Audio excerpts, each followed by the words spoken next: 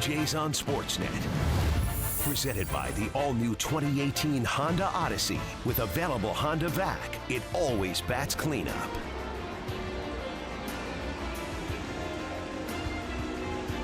Welcome to Toronto. Marcus Stroman going to the mound tonight. He has not missed a start. He was knocked out of the game last time by that line drive off the bat of Mark Trumbo. The field level action cam is brought to you by the Samsung Galaxy S8. Unbox your phone. Marcus Stroman hasn't missed a beat.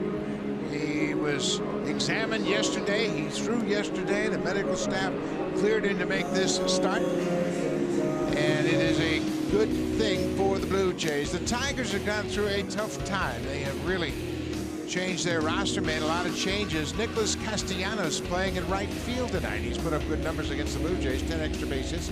John Hicks has been tearing it up since he's come up from AAA. Last 14 games, hitting .364. And they will face Marcus Stroman, who's making just his second start against the Tigers. What a different lineup the Detroit Tigers have since the last time the Blue Jays saw them. This is start number 29 on the season for Marcus Stroman. He's 11-6 with a .308 earned run average. Looking to record a career high 12th win. His previous high, well, that he tied this year, was back in his rookie season when he went 11-6 for the Blue Jays. He's made just one career start versus the Tigers. Did not factor in that decision, despite pitching 9 innings in that game. Just gave up 2 earned runs versus the Tigers. That was back in 2014. He has said all along that he was going to make this start, and he backed it up. Tell you what, this guy's a wonder. You know, he had the knee problem a couple of years ago, and he finished that season. He got hurt this week. He said he's going to come back, and by golly, he did. He absolutely did. He was determined to make this start tonight in the outfield. It is Pierce, Pilar, and Bautista, the normal outfield line. A little different change tonight, especially at third base. Josh Donaldson out. The word is that he is feeling under the weather, so Darwin Barney with the start at third base. Second most starts on the Blue Jays at third base this season. Darwin's making his 28th start of the season at third base. So one of the veteran holdovers after the sell-off by the Tigers is the leadoff man, Ian Kinsler. I don't know what we're waiting for here, but for some reason, Stroman's set. Kinsler standing out of the box, and Marquez, it's 7:07. Alfonso, it's not 7:10. Alfonso Marquez, the umpire, is... Somebody tell him the game start here at 7:07. I think that's what he's waiting for. Yeah, he's waiting for the clock to flip to 7:10. He's looking right up at the clock. It's 7:09. Let's see if it flips, and there he goes, 7:10. He didn't get the memo. He didn't get the memo. So now we're set. Stroman and Kinsler both ready to go to work. Marcus Stroman, 26 years old. He is pitching in his 4th season with the Blue Jays. Here's the first pitch of the ball game. It is in there for a strike, and we are underway. 14 degrees, and it is a cool night. Roof is wide open. Rafi Lopez doing the catching tonight for Stroman. There's strike 2. Well, what's new for Marcus Stroman? Get out there and be aggressive with your fastball and then finish everybody off with that breaking ball. That's how he started in that game against Baltimore, just like that. Couple of fastballs and a slider. Kinsler, a strikeout victim, 1 away here in the first. He struck out the first 3 out of the first 6 batters that he faced by using that slider down and away, and it's been a good pitch for him over the last 2 months or so. He's got one of the lowest opponent's batting average on secondary pitches, and his breaking ball off the plate for strikeout number 1. Off the plate outside, this is Jeimer Castillejo. He was acquired in a trade with the Cubs in July. Justin Wilson and Alex Avila went to Chicago. Jeimer was part of a minor league package they got in return. He looks like a pretty good player. Yeah, Candelario was a high prospect for the Chicago Cubs. He was up there, rated very highly. I don't want to say they've drained their system, the Chicago Cubs, but they've traded away a lot of good young players, and this is one of them. Well, they're going for the World Series once again. Inside off the plate. Stroman thought it was a good pitch, and the pitch cast agrees with him. 3-1 now, 1 out.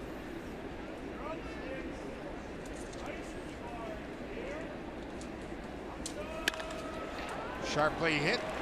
Urania at short. Almost took too much time. That's the difference between the minor leagues and the major leagues. All the ball players run a little bit better than you used to. Yeah, I had that discussion today with Louis Rivera about Richard Urania. What do you think about him? And he said he's going to learn that the runners can really fly up here. So he wants him to catch the ball and get right into his throwing motion when he catches the ball. That time he backhanded the ball, took his time, crow hopped just a little bit, and got the runner at first base. This is the right fielder, Nicholas Castellanos. He has had quite the season. 26 doubles, 10 triples, 20 homers, and 80 RBIs. He's really blossomed into a great producer. High draft pick, 44th overall when he was picked by the Tigers. He's had a great season at third base. We're going to see him in a new position tonight.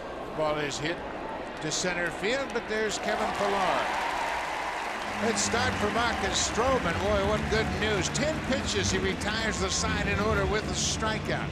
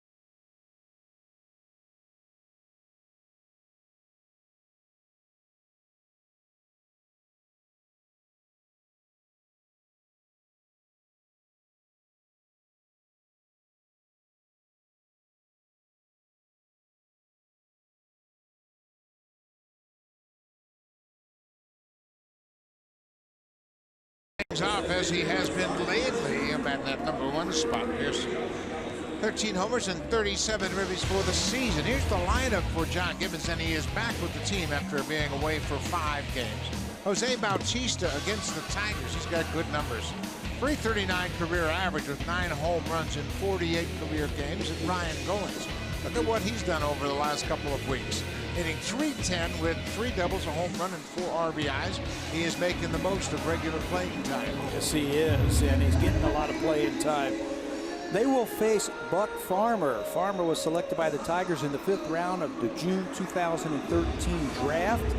This is his 7th start of the season. Last time out, he took the loss in Game 2 of that doubleheader versus Cleveland. His only career start versus the Blue Jays came back in August of 2015. Remember that game, Buck? 15-1. Edwin Encarnacion hit 3 home runs. Josh Donaldson had 3 hits, a couple RBIs. Neither of them in the lineup tonight. Double-A had that big game, 9 RBIs, 12 total bases. He went 3 for 5 and scored 4 runs. Farmer misses with the second pitch. It's 2-0 to Steve Pearce.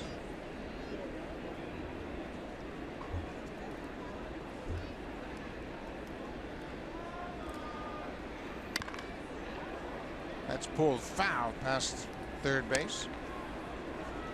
Blue Jays went 3-4 on their 7-game road trip, and just kind of a neutral road trip. You look at the numbers for all the hitters. Pierce hit just 185 on the road trip, and there's a little cutter that Pierce misses. 2-2. They had a chance in Baltimore, where they started with 4 big games, of actually sweeping that game. If they got a couple of breaks and got some timely hitting, they could have swept the Orioles.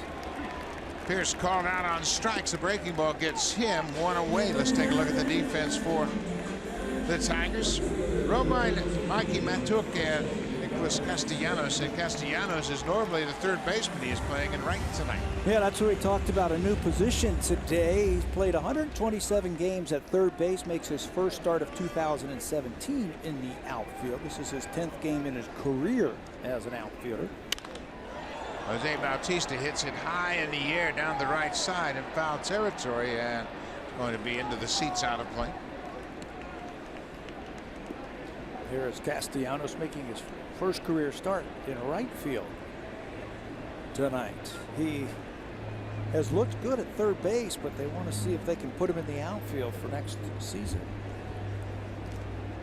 JD Martinez was out there for most of the season, and he was shipped off to Arizona, and boy, he has gone off since he's joined the Diamondbacks. He and Justin Upton, those were their corner outfielders, so they're going to need a couple of new corner outfielders next season. Bautista, we mentioned his good numbers against the Tigers, a .339 career average with 9 home runs.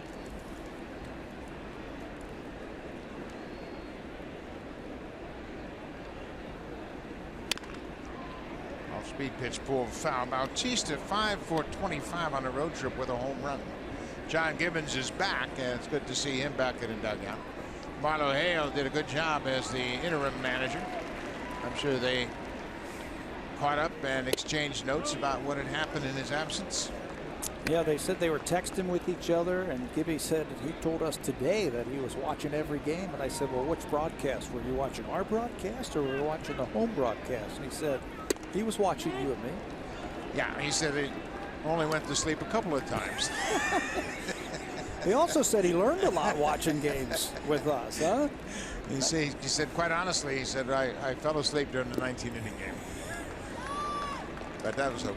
He said, I woke up and I thought they were replaying the game again, but it was still going on. Yeah, because what was that, the Jays in 30 again? I said, no, it's the same game. Full count to Jose Bautista, 1 out.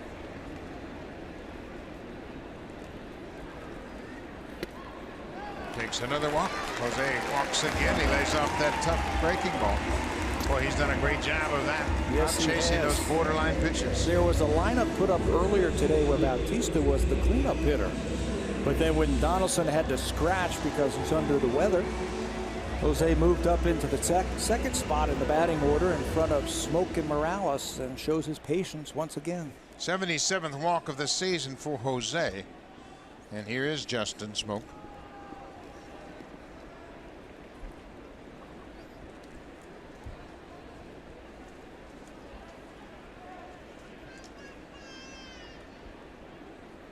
Smoke on the road trip, like so many of his teammates, just 4 for 21, hit 190 on the road trip and had a home run and 1 RBI. Just not an awful lot of offense from the Blue Jays in those 7 games.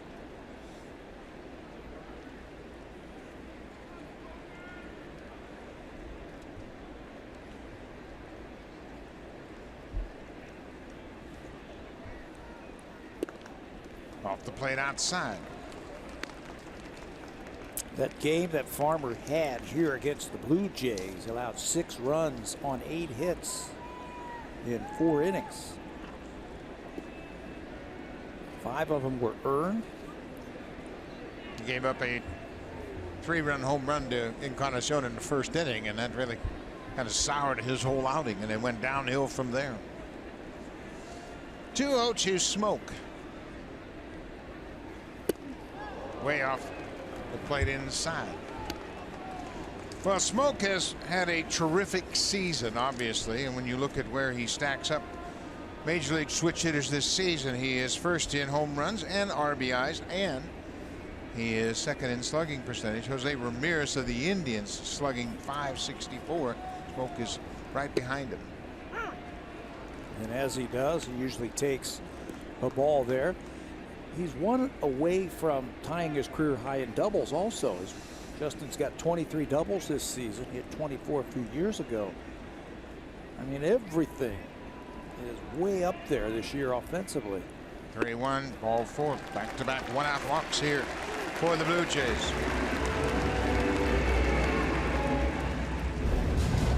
Super Slow-Mo Cam.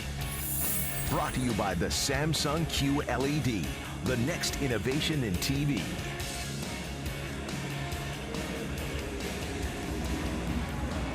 Yanvis Morales and Smoke back-to-back switch hitters in this lineup.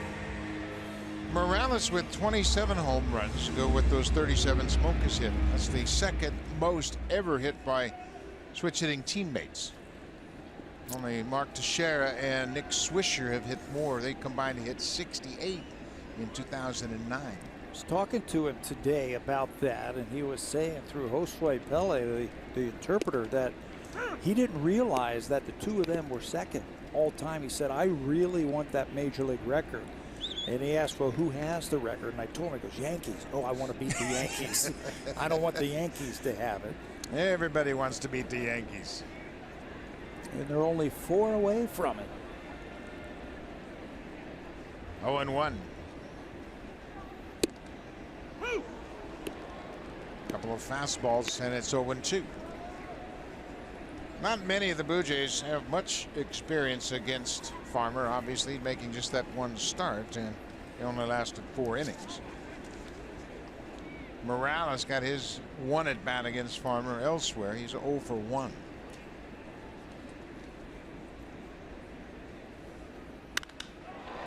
Fly ball into center. Mikey Matuk coming in, and he is there. 2 away now.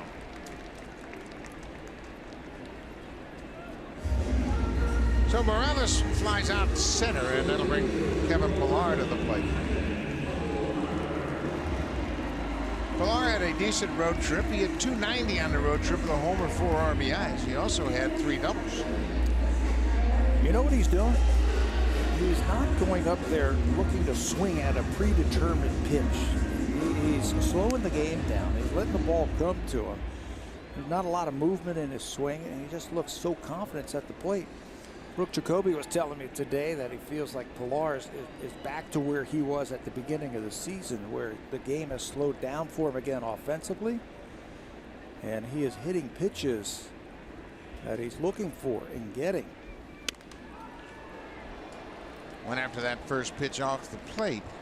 Fouls it up. You know, I think there was a time in the middle part of the season where he was saying, I'm going to get a fastball on the first pitch, and I'm going to look for it, and I'm going to swing. Well, they throw him a breaking ball, and he would still swing at it. That's making up your mind that you're going to go ahead and swing no matter what. Now he's calmed down just a little bit and slowed down just a little bit. He looks like he is ready to hit line drives everywhere. Takes that fastball right on the corner. It's 0-2. Look, Farmer trying to pitch around back-to-back walks. He struck out Pierce to start the inning and then walked Bautista and Smoke. Morales then flied out to center.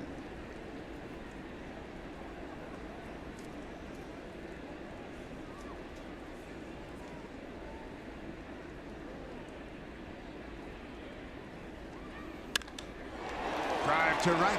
Castellanos getting his first opportunity in right. No problem at all.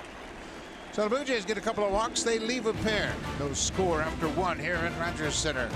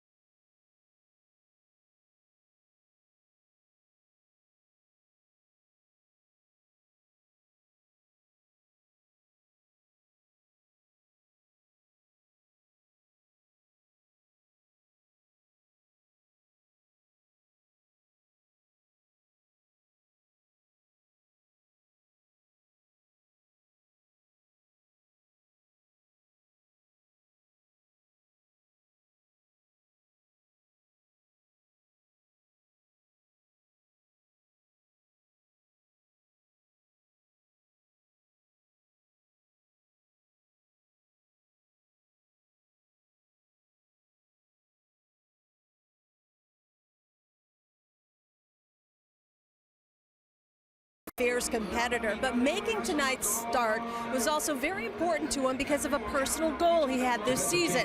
That's pitching 200 innings this year. Now he's currently at 172 1/3 innings pitched.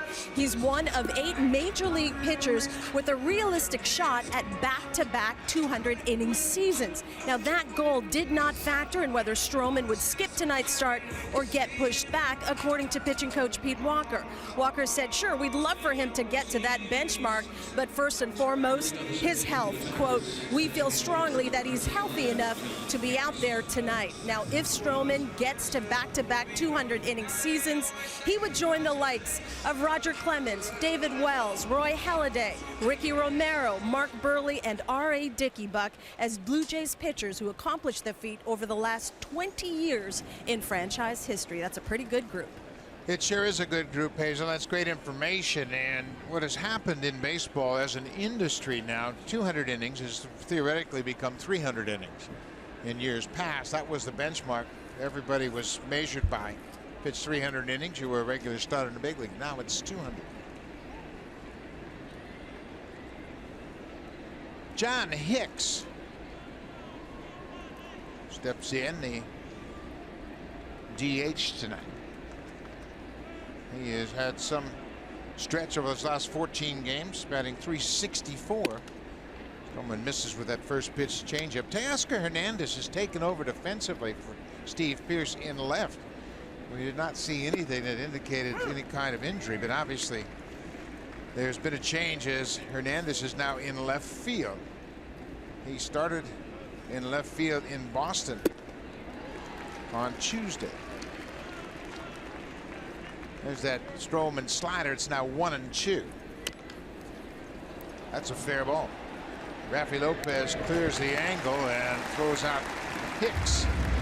Stroman and Hernandez or Lopez got tangled up after he made that throw. Marcus is such a good fielder. He came all the way in, anticipating he would make the play. Lopez had to deal with the bat also. Well, you didn't see it there. The bat was out in front, and then Lopez finishing off the throw over to first base, runs into his pitcher. Quick pitch off the end of the bat. There it is. Step over the bat and get the out over at first base.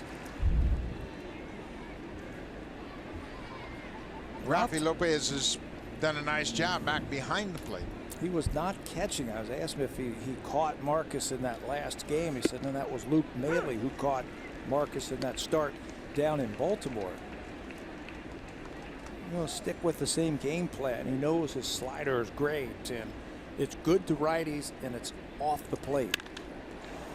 Changeup is hit high in the air to left. Hernandez, right on the edge of the warning track, makes the catch. Matuk is retired. 2 up, 2 down here in the second.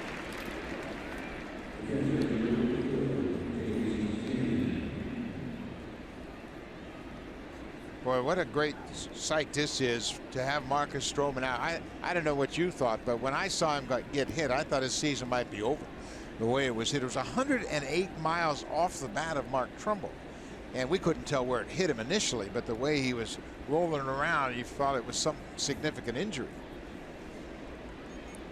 Like a fracture? Yep.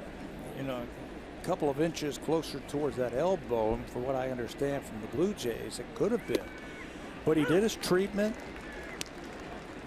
They did a great job in the initial 48 hours after it happened of keeping the swelling down and getting the pain and the range of motion back in that arm. And we talked to the trainers the next day, and they said, surprisingly, that his range of motion is really good, and it looks like he's got a chance to pitch on the weekend.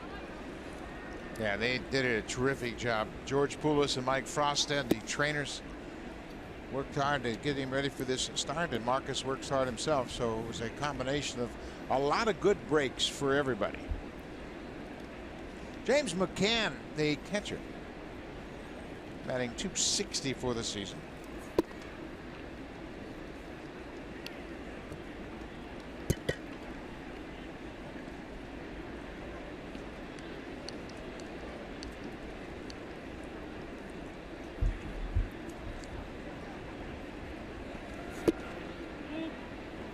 Fastball misses downstairs. It's 3-1. McCann turned 27 on June 13th, and he's done a nice job for the Tigers behind the plate. Got some power, so you got to be careful here. 3-1. That ball just ate him up inside. You know, that's why Marcus can be so tough on both lefties and righties. He can make that fastball sink down and into right-handed batters, and then throw that slider down and away, and vice versa if there's a lefty up there. He's got pitchability with a couple different pitches, and they're all above average. Boy, he came all the way back and gets a big strikeout. A couple of strikeouts for Marcus through 2 innings. 6 up, 6 down for Stroman.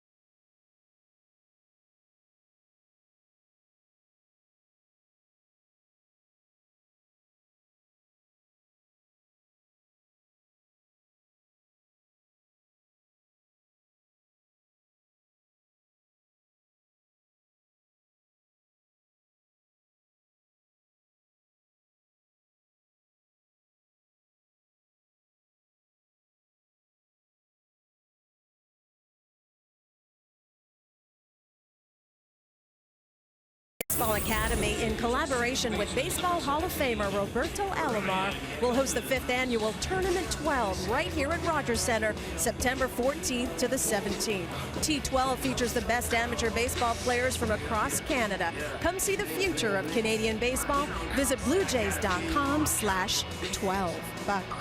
Thank you very much. It's a great tournament, and all of these draft eligible players will come in here and they play a tournament here. Great exposure for them. A lot of college coaches will come and maybe offer them a scholarship, so it's been a terrific feeder for these young Canadian players to possibly sign a contract, maybe get a scholarship. Robbie's done a great job with that. Exposure for the young players in Canada to come here.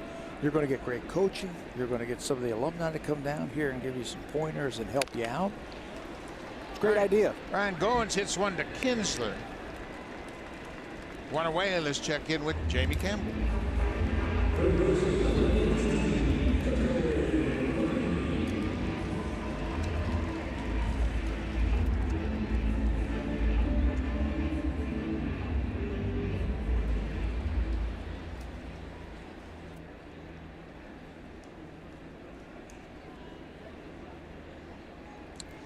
3-0 the Indians over the Orioles, and Edwin Encarnacion is really swinging the bat well.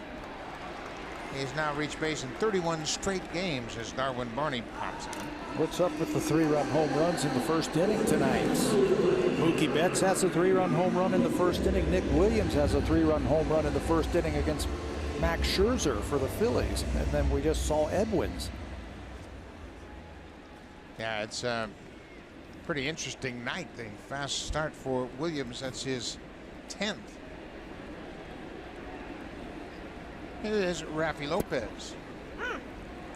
Lopez, the catcher.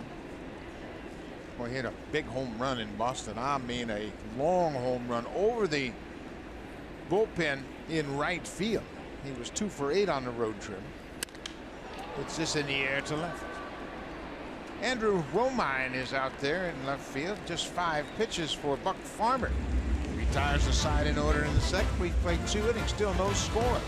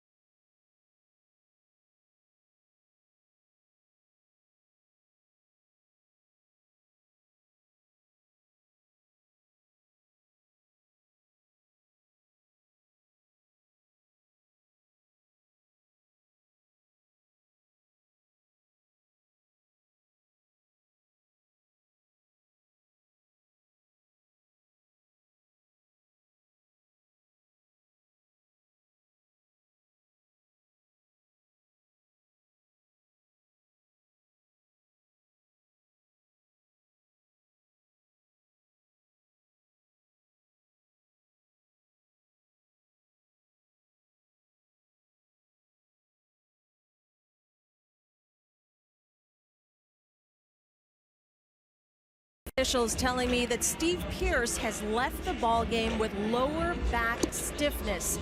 Buck and Pat, I'm not sure if you noticed anything in that first at bat of his, but we are being told he is now out of the ball game with lower back stiffness. Back to you. Thank you very much, Hazel. That's a good update. That's why Teoscar Hernandez came in to play last inning. So, unfortunate for the Blue Jays, they lose their leadoff hitter after his first at bat. He had a great series in Boston also, swinging the bat. So that's unfortunate that he has to come out of this contest. Marcus Stroman has a couple of strikeouts. He's retired all 6 he's faced so far.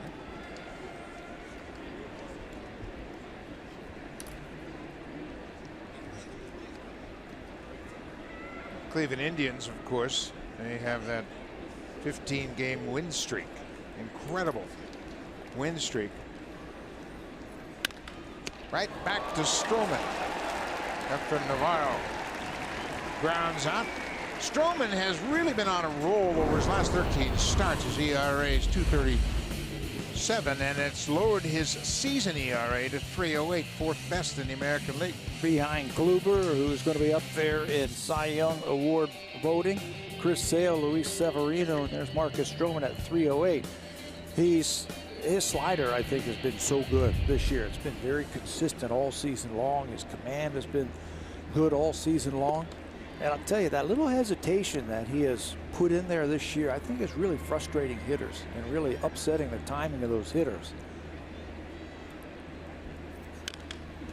Another weak ground ball hit up the first baseline off the bat of Romine. Andrew Romine playing in left field, and they've got bits and pieces all over the place. Romine's a natural infielder playing in the outfield.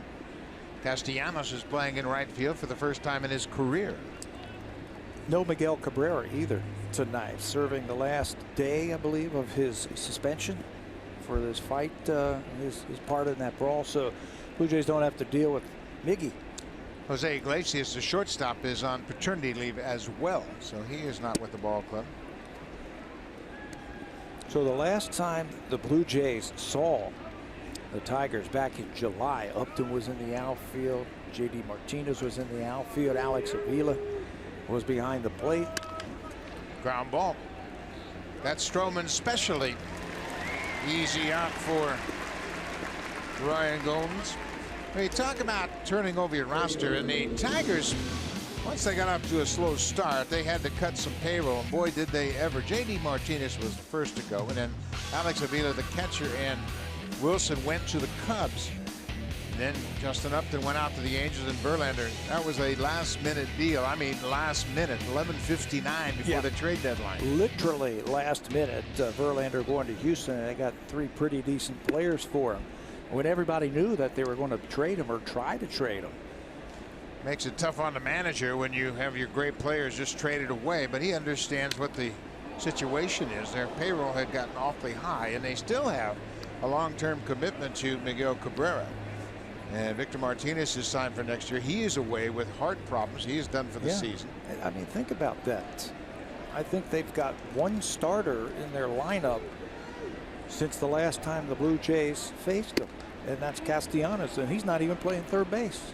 Kinsler, make that 2. Yeah, Castellanos was playing third base. Martinez was the DH. Victor, J.D. Martinez was in right field. There's a liner. That's going to be the first hit of the game, and it's going to split the outfielders. Bautista cuts it off. But Dixon Machado gets the first hit of the ball game, and it's a 2-out double up the gap in right center. Pretty nice looking swing from Dixon Machado, and there's some talk that maybe he might be their shortstop next season, or if they absolutely have to trade Ian Kinsler, he might shift over and play second base. That's a nice swing, staying inside the ball. Backup slider from Stroman. Stays with it. He's got some pop, as you can see, as he splits the outfielders for extra bases. Playing in his 61st game of the season. He's had some time in the past, both in 2015 and 16 in the big leagues. Back to the top of the order, Ian Kinsler. He gets a breaking ball on the inner half. Oscar Hernandez is going to stop the runner. Teoscar got to it quickly as Kinsler hit a hanging breaking ball through the left side into left field. Dave Clark, the third base coach for the Detroit Tigers, was waving him, but then Teoscar Hernandez recovered very quickly. And Clark, the third base coach, had to throw up the stop sign. First pitch swinging, Kinsler. Clark is sending him and then throws up the stop sign after Hernandez gets to that ball very quickly. Watch David, the third base coach. He's saying, come on, come on. And then he's reading that outfielder and sees that Hernandez gets there. So Machado can't score. Dave Clark was in the Houston Astros organization as Teoscar Hernandez was a youngster in the minor leagues. He knew about that arm. 2 outs, runners at the corners. Jeimer Candelario, third baseman. He grounded out to shortstop his first time.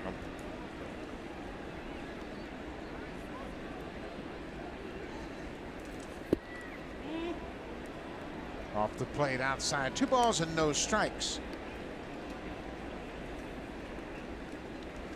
Stroman retired the first 8 men that came to the plate tonight, and Machado hit the double and Kinsler singled.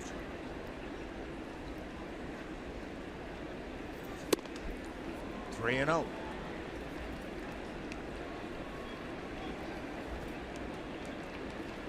We haven't seen any signs or indications that he's favoring his arm. Not at all. It looks great. Kinsler's running on the 3-0 pitch. It's ball 4.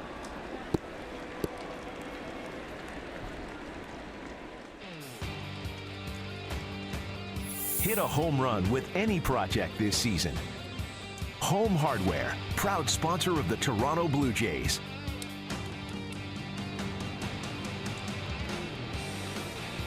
First game of a 3-game series against the Tigers. The Tigers took 2 of 3 against the Blue Jays back in July when they last met. And the Blue Jays have pretty much owned this matchup over the last several seasons. Yeah, especially here at Rogers Center. Nicholas Castellanos goes after the first pitch and hits a fly ball to center. Pilar lost it, and now it's out of the ballpark. Pilar was looking up where he thought it should be. Never saw it, but it didn't matter.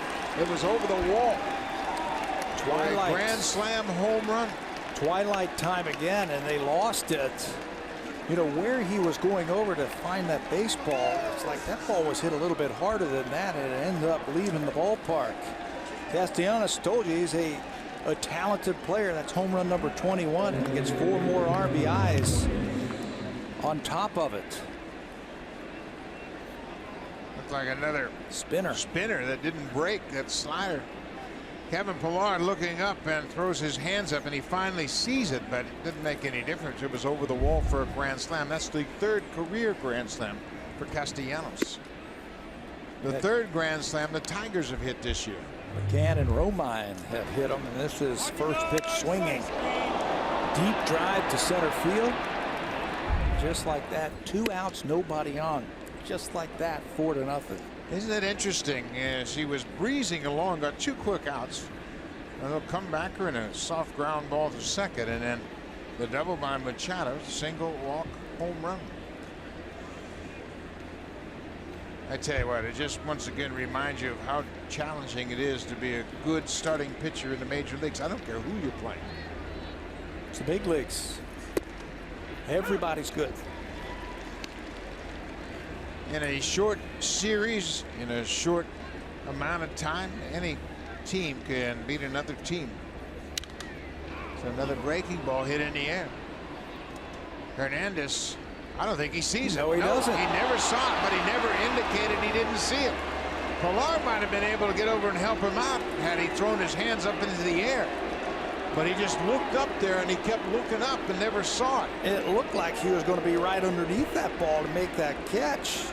I think if he throws up and indicates to his teammates, hey, I'm having trouble picking the ball up, Pilar had plenty of time to get over there. Yeah, I think Pilar saw the ball because he got up there and he was standing back there, but he didn't see any indication from Hernandez that he didn't see it. And luckily for the Blue Jays, Hicks isn't running on this fly ball. He should be at second base. See Hernandez, he doesn't do anything, and it's not even close.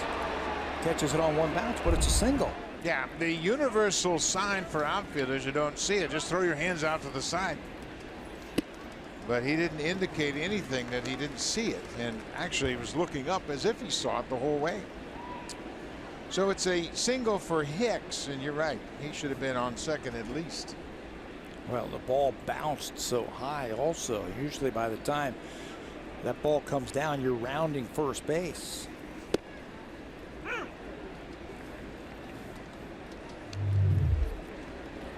This is the fly ball that Marcus thought it was over. Yeah, he sure does. Gotta take a quick peek. And it falls. Twilight, we have seen it a lot here lately. Last couple of weeks. And it's a challenging time for the outfielders. Pillar's lost a couple of them, including the home run. He lost that one, didn't know where it was until the end, and that's the challenging sky that they're dealing with. That ball gets up above the lights, and it basically disappears, and you can't find it. 1-2, Tomato. He gets jammed and fouls it straight.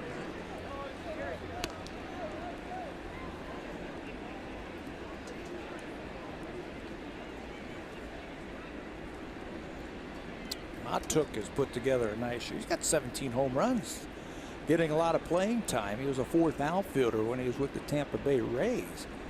Now he's getting some playing time. He's driven in over 50 runs for the Tigers. Breaking ball pulled foul. He's only had 320 at bats. Yeah, he's done a nice job, and he's gotten regular playing time of late. 1-2 now as Stroman's trying to close out this top half of the third. Castellanos with a grand slam home run.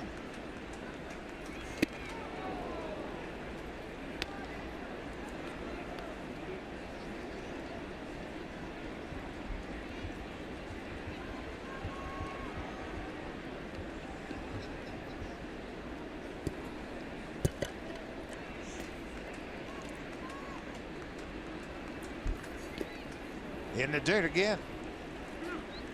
Boy, Stroman was breezing along through the first 8 batters, making great pitch after great pitch, and then all of a sudden he started getting under that slider, and the thing is just spinning up to now. It's not breaking like he did in the first couple of innings when he had a couple of strikeouts.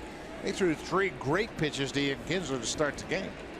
Struck him out on 3 pitches.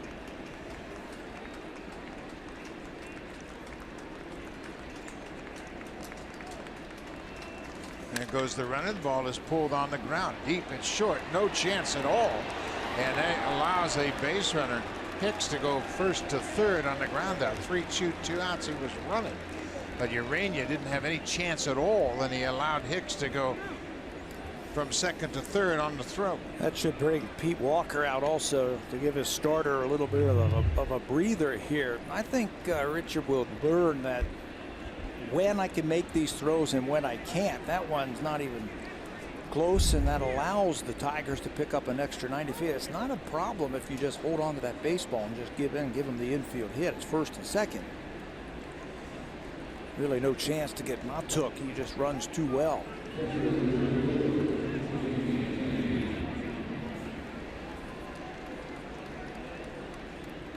So Pete Walker with a very quick message to Stroman.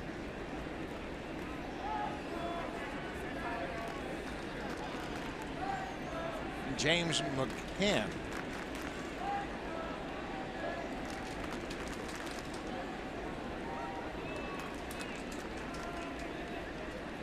Matuk at first base.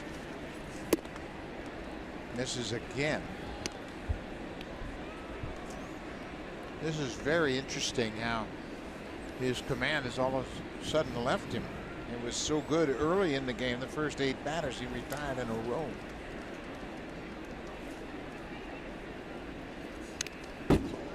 Slider. Blue Jays have their bullpen working. That's Leonel Campos, who has just been recalled back up from AAA as their season is over. Tigers have a bat around ending after the first 2 batters went out very quickly on weak ground balls.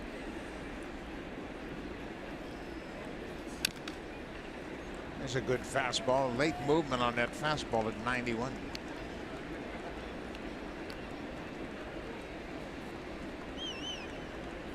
Really interesting watching Marcus get through this inning. As, you know, the fly ball, that was lost. You can't do anything about that. But the home run was kind of a spinning breaking ball when he had a real good slider early in the game. They had no chance. Late breaker. Throw a good one here. There's a good one. That's a good slider there, and that gets McCann. But the Tigers send 9 men to the plate. They score 4 runs on 4 hits, and it all starts with 2 out and nobody on. Castellanos, his 3rd career grand slam.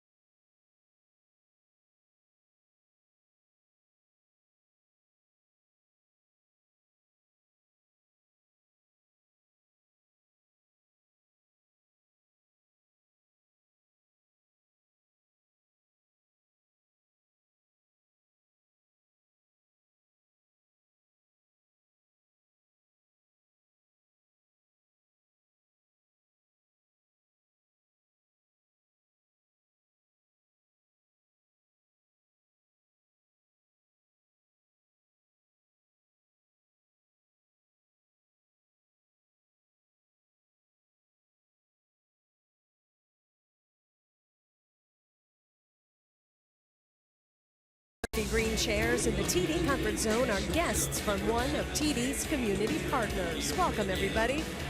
And the Pinty's Grand Slam of Curling is back. It all kicks off in Regina as the best curlers in the world battle for the Tour Challenge. That's tomorrow, right here on Sportsnet.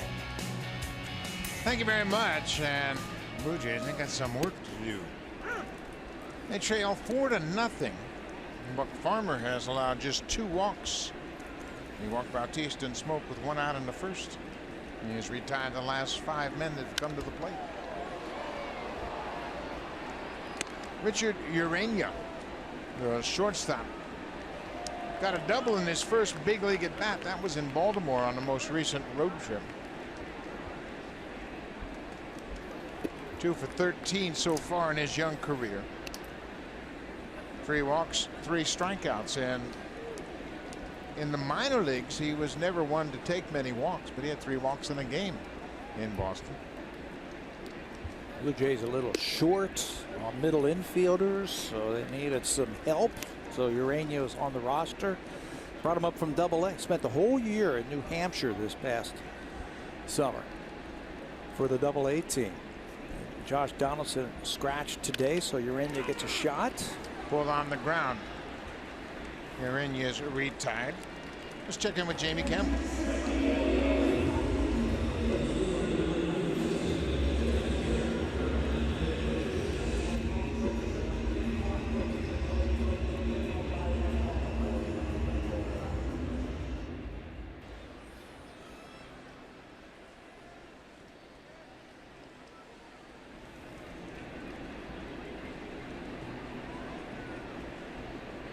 Nothing Boston over Tampa Bay.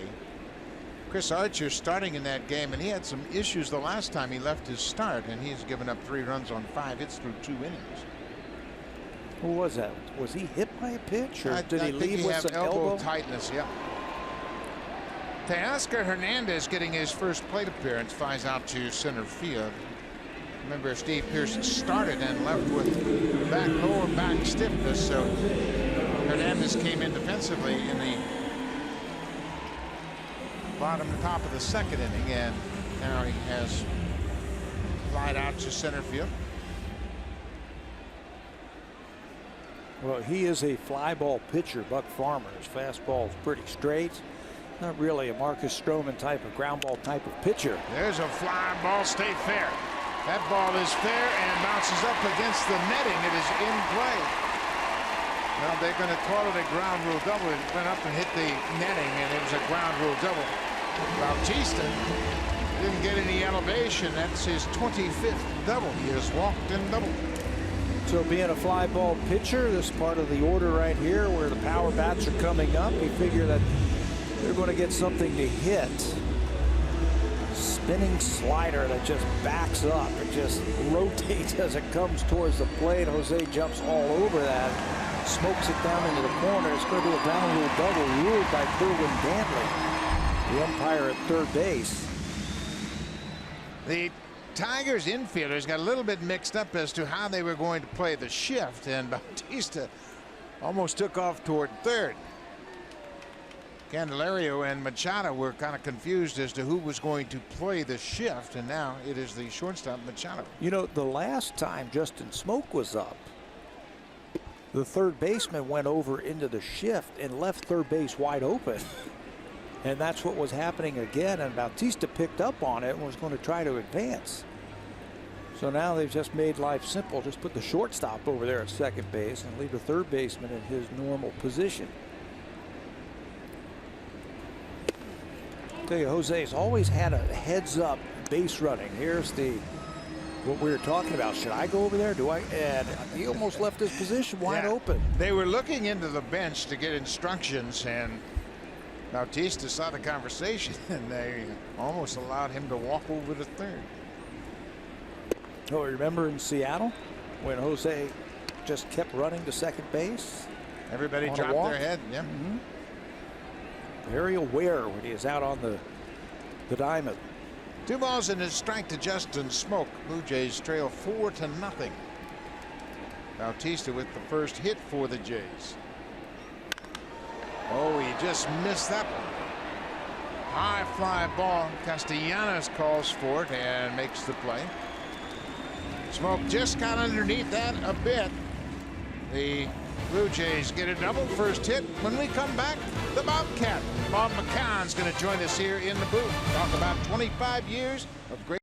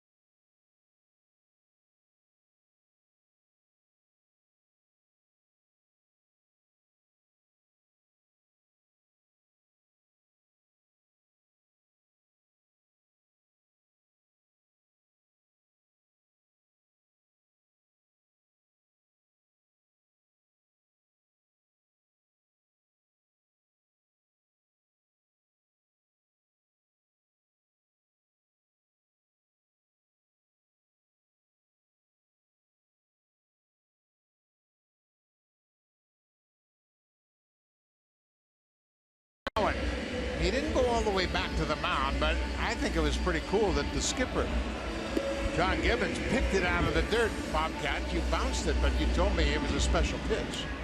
Well, I threw forkball, which of course is now known as a splitter for reasons that I can't really understand. But I told Gibby it was coming. I said it's either that or over the screen. Over the screen? Yeah, just a little bit. Haven't seen that one, have you? Just a little bit high. Give Euchre something to talk about. Absolutely. Yeah. Bob McCown celebrating 25 years of talk radio here. Well, celebrating is a word, Buck, I wouldn't necessarily We're use celebrating with that. it. Good, because you didn't do it. At the Fan. Yeah. But it's been a long time. A very good career. Congratulations. Thank you, pal. Thank you. Many people don't realize that you actually were the PA voice of the Blue Jays in '77. Yeah, year one. I was actually the fourth person hired by the club. Really? Yeah, Bavasi. This isn't in order because I'm not 100% sure. I think it was Beeston, Bavasi, Howie Starkman, the longtime public relations director, and then me. Yeah. And I did it for 1 year, and then said, oh, that's enough of this. So you remember introducing Pat Tapp? Ladies and gentlemen, boys and girls, Pat Tapp. How many years did you do that? Well, just the 1 year, just the first I was year. in the minors. You weren't I was here. in the minors then. You got a chance to say Buck Martinez, and he's over 4 again. Well, I got a lot of chances to say that. Well, talk about this wonderful career, and you have so many opportunities. And, you know, right off the top of my head, I want to ask you the most pleasant interview you did, the one that made you feel good that you had a chance to talk with this particular guest. I don't have one of those. I get asked that all the time, Really? you know. And if you look back on your entire career, the two guests I guess 3 guests that stand out to me.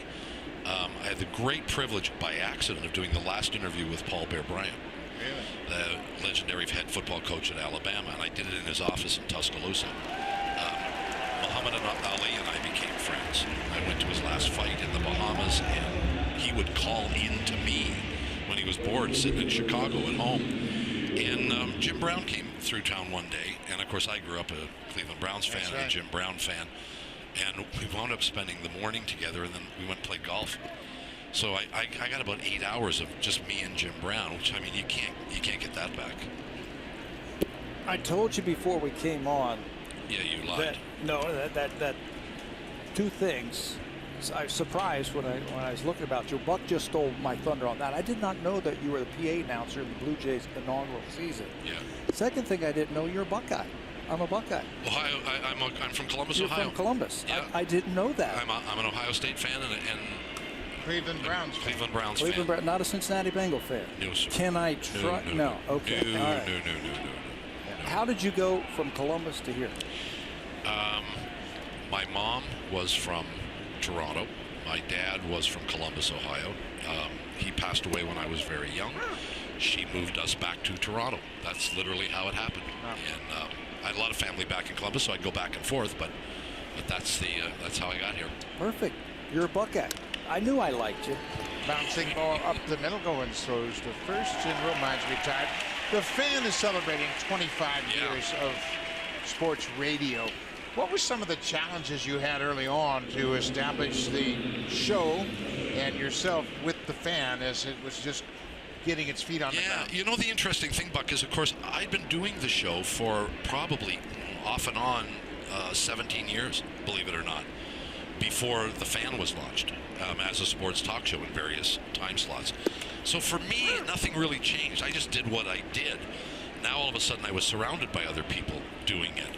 And so, and we got the great luck of having this ball club go to the World Series, you know, a month after we launched. And then the Maple Leafs came out the next year. I don't know if you remember this, but they won their first 10 games of the season. Pat Burns was the coach back then, so you had Leaf fans going crazy. You had the Blue Jays winning back-to-back World Series. I mean, you can't get a better start than that. But then '94 came, lockout and strike. And now all of a sudden we went from everything to talk about to nothing to talk about. And advertisers were bailing off the side of the ship like it was the Titanic, you know. So there was a point in '94, maybe '95, where there were some questions about the future of the station. But sports came back, the fans came back, and we've been #1 ever since. It's tremendous. And I remember that you did the show right out there. I did, sightlines. Sidelines, and I can remember bringing a third baseman from the Kansas City Royals up there one afternoon. You brought Brett up? Yeah. I thought maybe you did that, but I wasn't 100% sure. George Brett, it was a terrific crowd and a great atmosphere. And Oh, he yeah, was we were tremendous. packed. Yeah. It was packed in there. We had we could get 500 people there. Most of them couldn't really see what was going on. Bob's going to stick around for another half inning, and there's so much we can talk about, and we will when we come back. The Tigers have a 4-0 lead as we head to the 5th.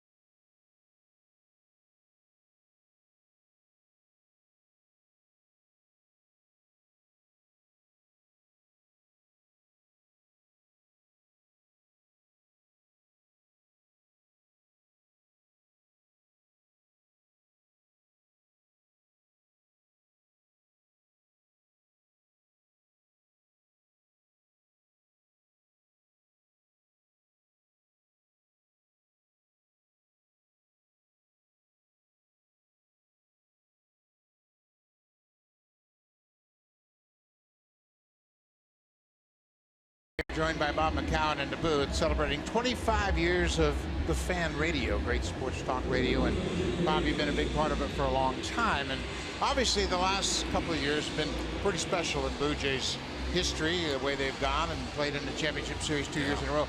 But this year's been a little different story. What's your take on this season with the Blue Jays?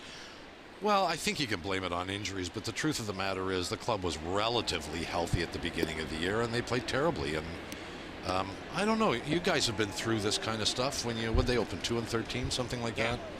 Got off to a real bad start. That's hard to overcome. And then the second thing was 8 or 9 times this year they've gotten to within a game or 500 and can't get over that hump. And I don't know. These are professional athletes. I don't know whether they get spooked by things like that, but I got to believe that at some point that's in the back of your mind. So things just haven't fallen into place. But I'm not unsure that this team isn't good enough to win. I think they are. I think they can win. All right, I'm going to make you the general manager for a month.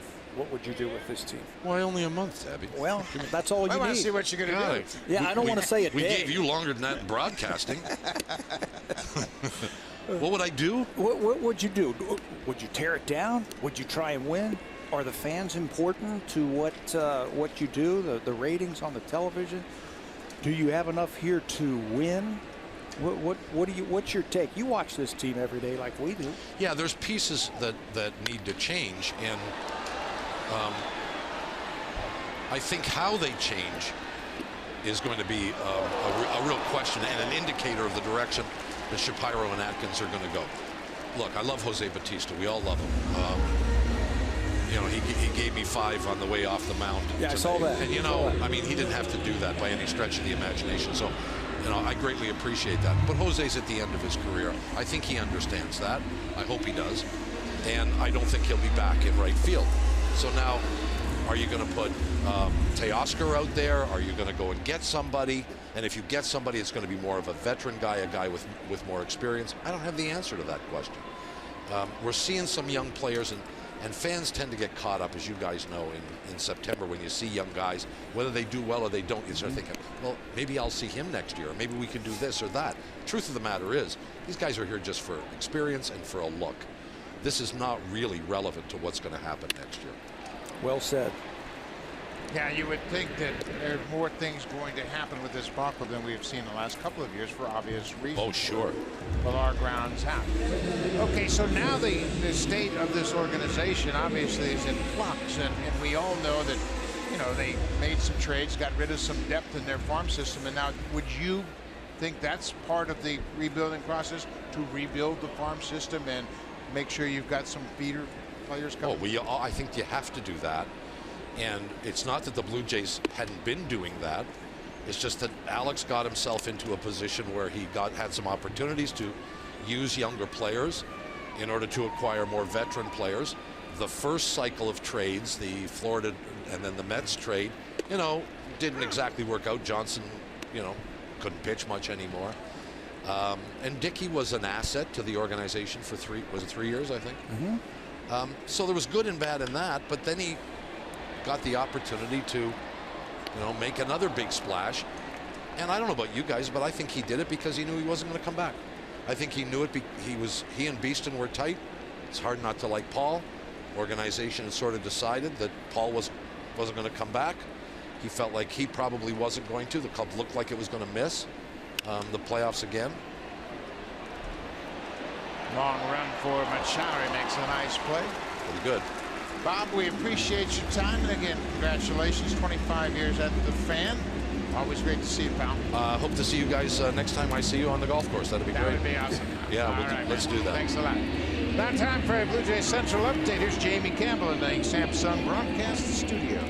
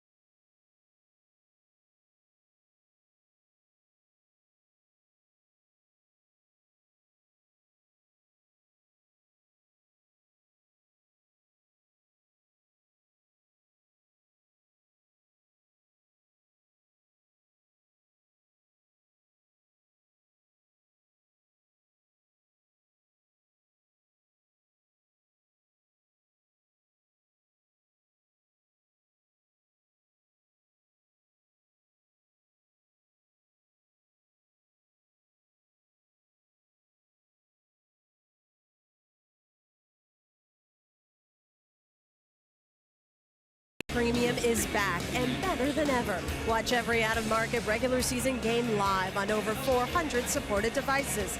Plus, get a free subscription to At Premium, the #1 app for live baseball.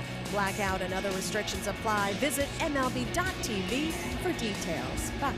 Thank you very much, Hazel. You can see it is a little cool here, and that gentleman there has got his Blue Jays blanket to keep warm a bit. But the roof is open. It was 14 degrees at the start of this ball game. It's cooled off a little bit since then. Great of Bob McCown to stop by and give us some of his thoughts about the Fan. 25 years of sports radio here in Toronto. I did not know he was the PA announcers the first year of the Blue Jays when I looked that up today. I had remembered that, and you know, like you said, he was what, the 4th employee hired. Of course, he got the great voice for it. And Kinsler had a single in the 3rd his last time. Stroman retired the side in order in the 4th after 9 Tigers hit against him in the 3rd. 2 balls and a strike to Kinsler.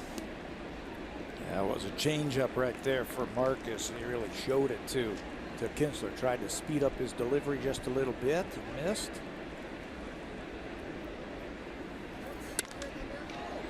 One hopper to Goins. He's got it. No problem at all. Kinsler's retired. 1 away.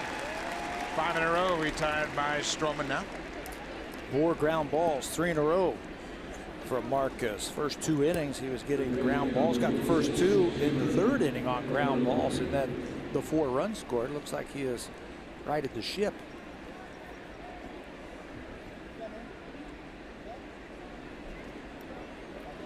I think the biggest thing about this particular game, and Stroman has been terrific over his last 13 starts.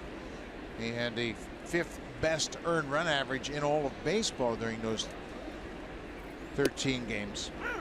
237 earned run average. But when you saw that 3rd inning, it was like, what in the world's going on? And he just couldn't make pitches, and the Tigers were squaring up those mistakes. You know, Buck, it looked like he lost his slider for a second. Like he just couldn't spin it like we have seen in the past. Just that 1 inning. About 5 batters, he just was not able to spin that slider like we've seen. But it's back. There it is. A little better right there. Jamer Candelario.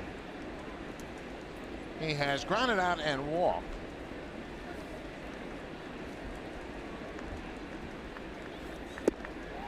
There's a good slider there for the strikeout.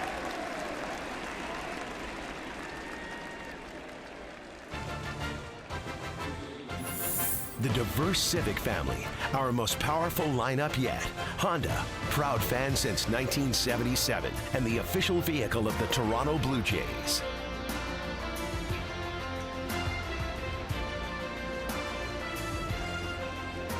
Nighttime has fallen here in Toronto, and the outfielders are happy about that. No more twilight sky to deal with. Teoscar Hernandez lost a high fly ball that fell for a single. And earlier in that same inning, Kevin Pillar lost a fly ball, but it went out of the ballpark after he located it. It was over the wall. Bouncing ball to 3rd. Barney has it. Castellanos is retired. He hit the grand slam in the 3rd. Marcus Stroman has his command back.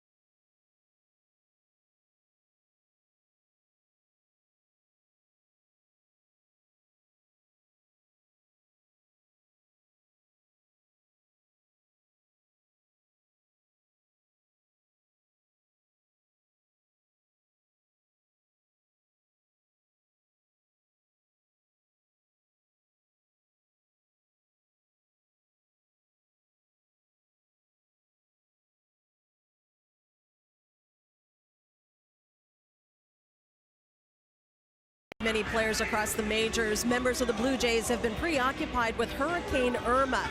Kendrys Morales' home country of Cuba set to take a direct hit sometime this evening. Morales, through an interpreter, told me he flew his wife and kids to Toronto from their home in Florida earlier this week, but has kept in contact with extended family in Cuba who are staying put. Morales said the houses in his native country are made of concrete. They're used to weathering big storms in that region. Third base coach Luis Rivera echoed those same sentiments. His wife and 2 of his 3 children rode out Hurricane Irma when it passed through Puerto Rico. Jose Bautista relieved after Irma missed the south coast of the Dominican Republic, where his extended family reside. And Roberto Osuna's family is safe and sound after the strongest earthquake in a century hit Mexico. His family headed for Toronto because of a tsunami warning. And Buck, we are thinking of everybody dealing with these natural disasters. Absolutely, Hazel, and you forget about it, but these guys have families. They're back home, and Dane Johnson has taken off to Florida to help his family in Florida. Pat Henkin is here in the bullpen to fill in for Johnson while he's away. Kendrys told me today that his mom's staying in his house in Miami, that he brought her over and put her in his house and said she should be okay, hunker down in the house in Miami, and not bring her here with the rest of his immediate family. Darwin Barney with a 1-2 count. Darwin popped out in foul ground his first time up.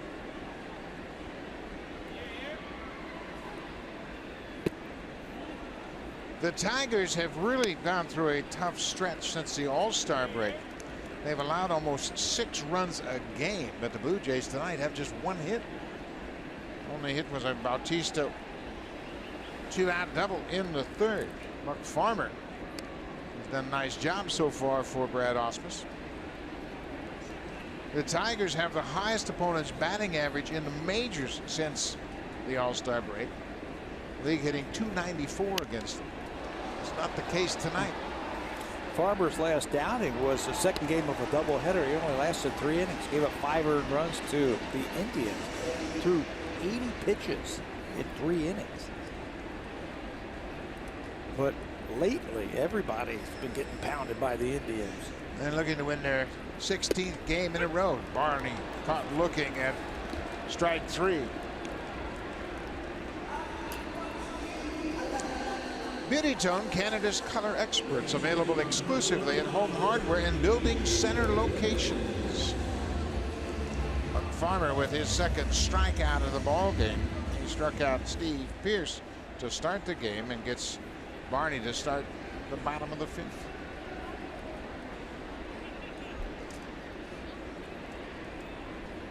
Rafi Lopez takes the first pitch strike.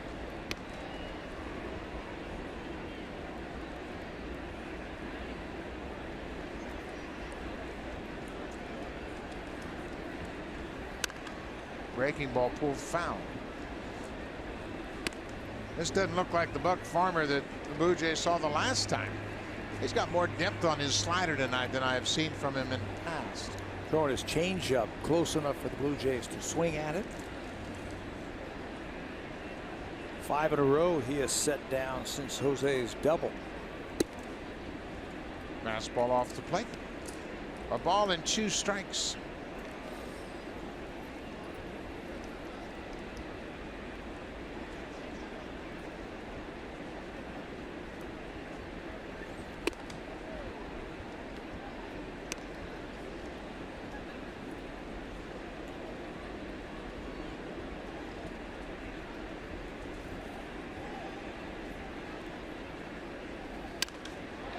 Another fly ball to left.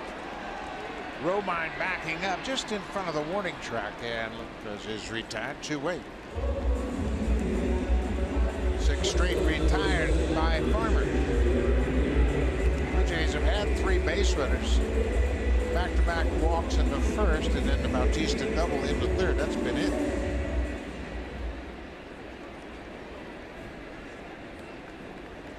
Richard Urania ran it out to the first baseman. Well, the Tigers scored their 4 runs after 2 rounds. Maybe it's time for the Blue Jays to do the same. Urania's got a little pop in that bat. Watching him taking batting practice today. There's a liner to left, and Roman's going to play it on a hot. Urania. And that's what I saw right there. A nice swing the other way. The Super Slow-Mo Replay is powered by the Samsung QLED, the next innovation in TV. That's how you stay on top of a pitch that's away from you. Wind up, head down, stay with it, line drive to left field. Good looking swing. Urania's been in the system since 2013. Signed as a 17-year-old. This has popped up. Matuk broke back, and he's not going to get there. Urania's going to score. Matuk, the center fielder, broke back on the swing by Teoscar Hernandez. And then he had to really hustle. He dove for it, may have got a glove on it, but couldn't make the catch. It'll go as a double for Hernandez and an RBI. Matuk was looking at Romine, the left fielder, and then realized that he wasn't going to get there. Romine did not go after that ball. Watch Matuk at the top of your screen initially break back, and now he's got to come in and watch him look over where's my left fielder. He realizes he can't get it. Unfortunately for the Blue Jays, it kicks off of his glove and goes into no man's land to allow Urania, who was running hard on that play, to score from first base. He actually had that ball in the webbing of his glove, but when he hit the turf, it popped out of the glove. It's a double for Hernandez, an RBI, and the Blue Jays are on the board, and here is your two-out rally. Here it comes. They got the right guys coming at the plate. Coming up now with the runner on base. Jose Bautista has walked and doubled.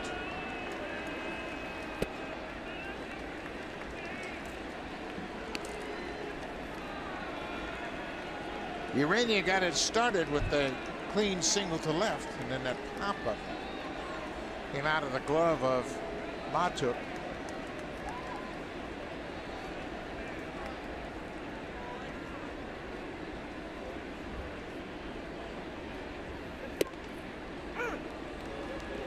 One and one to Bautista. Another changeup, and he throws it in a good spot. He's getting some movement on that changeup tonight.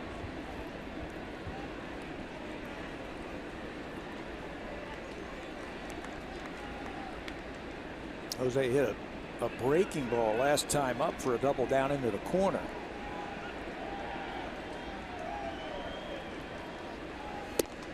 Off the plate. Bautista's seen the ball well tonight from Farmer. He is really locked in.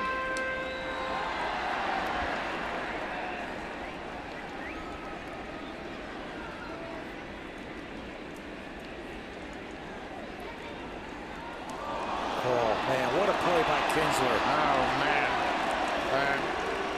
Unfortunate situation for the Blue Jays as Kinsler broke in behind the runner. Former All-Star still playing hard into the season, and he puts on a pickoff play, and that gets the Tigers out of a situation. Watch the second baseman. That is a timing play, and that ends the inning as Hernandez is picked off.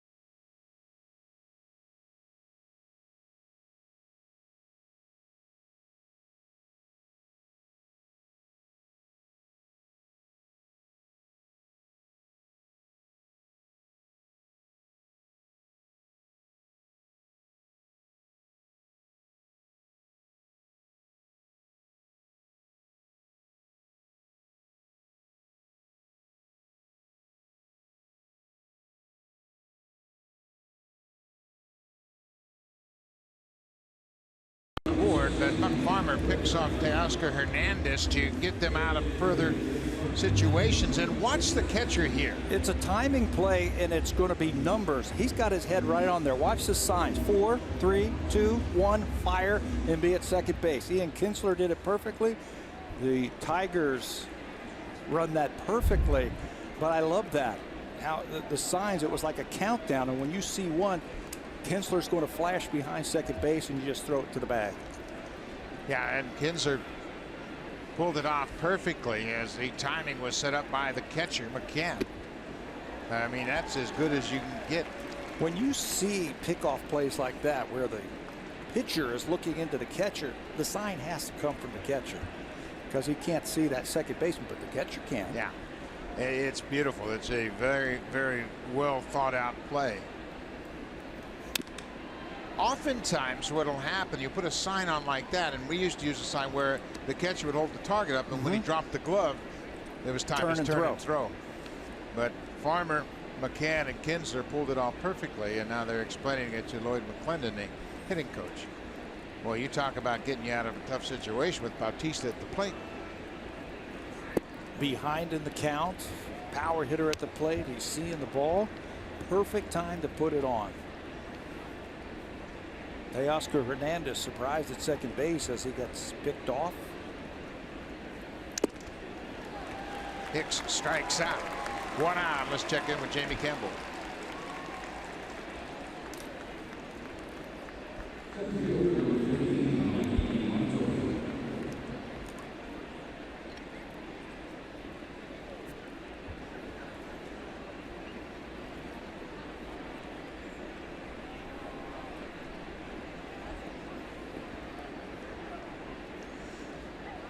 Now that's something you don't say every day, Jamie Kemp.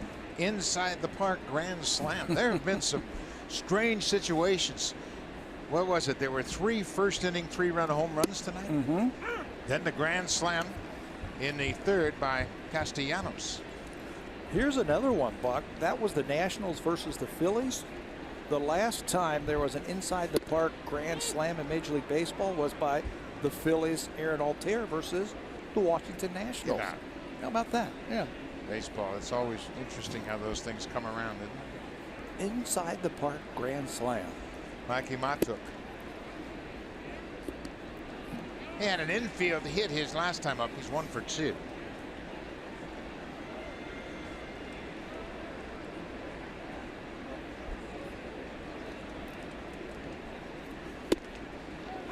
Good changeup right on the outside corner. 2 balls and 2 strikes.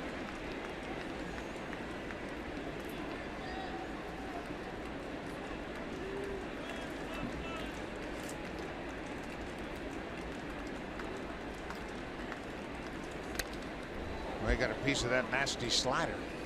Very defensive swing, but it was effective. Boston's leading Tampa Bay 3-0, bottom of the 4th in Boston. Cleveland at home. They are leading the Orioles 3-0, end of 5. And in case you missed it, Edwin Encarnacion for a 2nd straight game has hit a 3-run homer in the 1st inning. Do you think, as this ball is hit to Barney, 2 down, do you think the Indians are upset that they have to go home? They were just 11-0 on the road. 11-0 on the road trip. They swept the road trip, but now they're going home to Progressive Field where they hadn't allowed a run in their previous 28 innings. And tonight they have shut out the Orioles for 5 more, so they haven't allowed a run in 33 straight innings at home. Boy, are they hot. They are doing everything. 15 straight wins, 11-0 on the road. And they're winning again.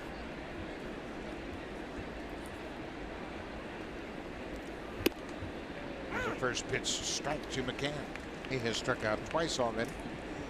Remember when we were in Cleveland the last time, and some of the people there worked for the club saying, you know, Edwin just really hasn't done very much for us. And what did we tell them? Wait till October. You're going to like what you see when the calendar turns to October. You know, they're doing that without Michael Brantley, without Jason Kipnis, without Andrew Miller, without Danny Salazar. Yeah. They've really gotten great performances from youngsters they've called up, and they're filling in. Gonzalez hits 2 home runs for him last night as he fills in for Jose Ramirez. Hey, that's how you win championships. 2-out single by McCann now from Navarro, the first baseman.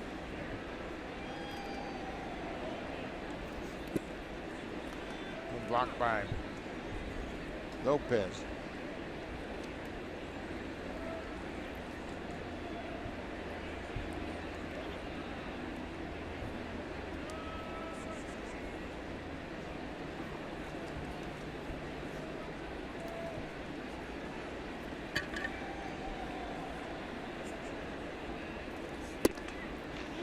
Inside off the plate.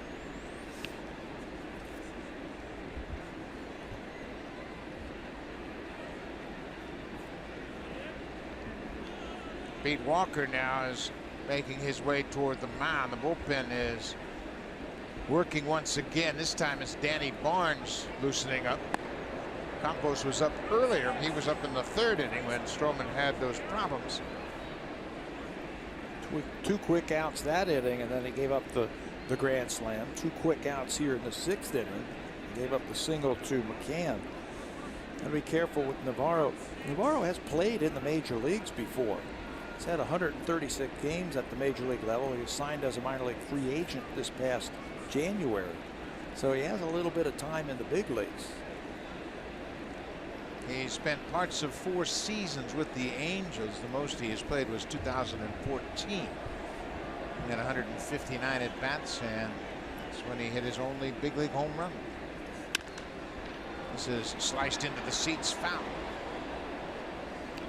Navarro is 31 years old.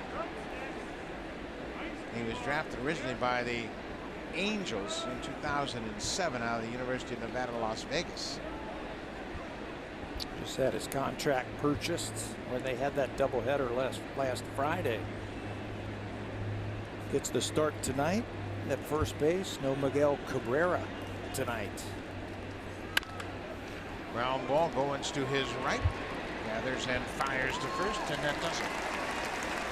The Tigers get a 2-out single. They leave a base runner. Marcus Stroman has found it once again. Now the hitters need to respond.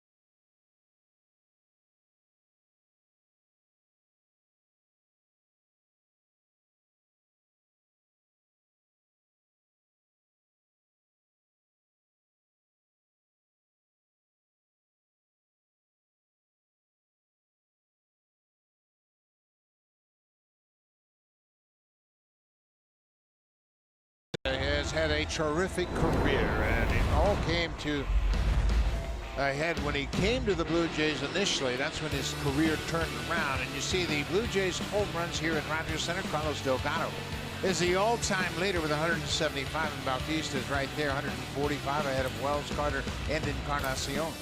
But he's a 2-time home run champ, and his career really took off once he came to the Blue Jays. He got some playing time. He got that leg kick into his swing, and talking to somebody when he was in the minor leagues and after he came to the Blue Jays, and they said, you know, he might be something pretty special because he's got great bat speed when he learns to make contact and when he learns to get a little bit more playing time and figure out his swing. He's got potential to do something. Well, that potential has turned into something pretty special. Very special indeed. And you know what? Early on, and Cito Gaston was here, and Dwayne Murphy was here as hitting coach. Cito was always a big one for get it started early. And they always felt like when they first saw Bautista that he was just a little bit late getting started. But boy, once he got a feel for it, he went off. And that's hard, the leg kick. It's a timing mechanism.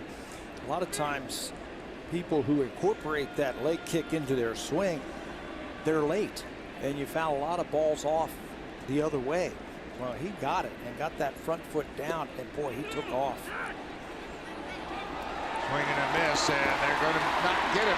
The throw from McCann is late. Ball got away from the catcher. And Bautista's aboard. Been on base all 3 times.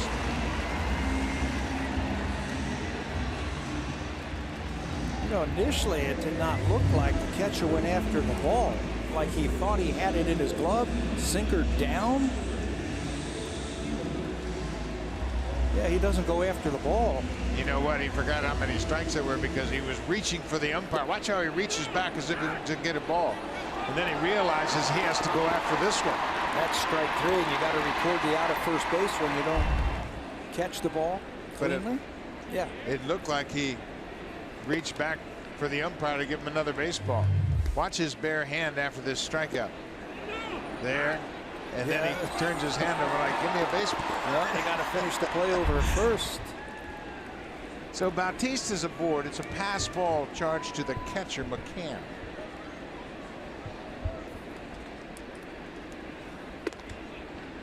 Blue Jays got to take advantage of that. They had an unfortunate end to the bottom of the 5th when Teoscar Hernandez was picked off second. Bautista was the batter. Now, if he knocks one out of the ballpark here, it's a new ball game. He's done that a few times this year. This one's going to get down in front of Castellanos and almost bounced over his head. A strikeout and a single. 2 on, nobody out. Let's check it with Jamie Campbell.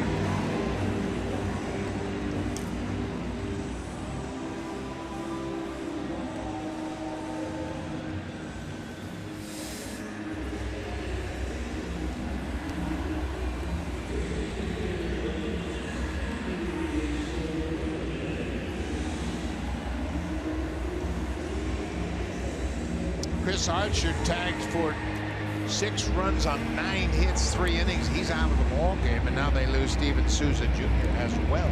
Peter Borges has to come in for him. And coming in to talk to the pitcher now is the pitching coach.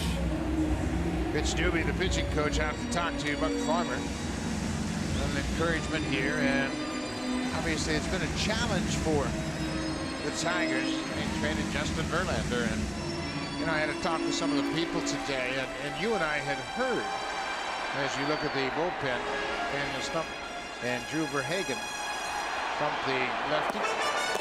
But we had heard that Verlander had nixed any trade to Houston, and some of the Tiger people told me that wasn't true. That he was open to anything, and he was holding out, hopeful of getting to one of those teams, but he had never been asked to okay and move to Houston. They just didn't make any strong offers until right at the end. And then they got the players that they were hoping to get, and they got a catcher, an outfielder, and a frontline pitching prospect. Frontline pitching prospect. You give up a pitcher like Verlander, you better get a young pitcher in return. Well, what they get an outfielder that's got potential in Cameron. They get a good catcher who can really catch. And he never hit much in college, but now he's starting to hit. Well, the Blue Jays trying to get back in this game. There's a drive to center field, and that's going to get down. Martrip plays it on the hop. Bautista's getting waved around third, and he will score standing up. How about starting the inning with a strikeout, and Bautista reached on the pass ball, and now he scores on the RBI single by Morales. Sometimes all it takes is that little crack in the door to open up, and then good teams take advantage of it. Bautista struck out to lead off the inning. They can't get the out over at first base, so he is safe. Then single. And just like that, it's 4-2. Morales stays back on that off-speed pitch, drills it to center field. Montook almost got too close to that ball, too. But Bautista will score, and now the tying runs are on base with nobody out. Third time through the order. Here's that magic number, and that's going to be it for Buck Farmer. Brad Osmus has made the call to the bullpen. Kevin Pillar is the hitter. Still nobody out. 2 aboard, a run in. And Buck Farmer got off to a good start. Blue Jays starting to catch up to him a little bit here in the 6th. They'll have a pitching change. Drew Verhagen on to face Pillar.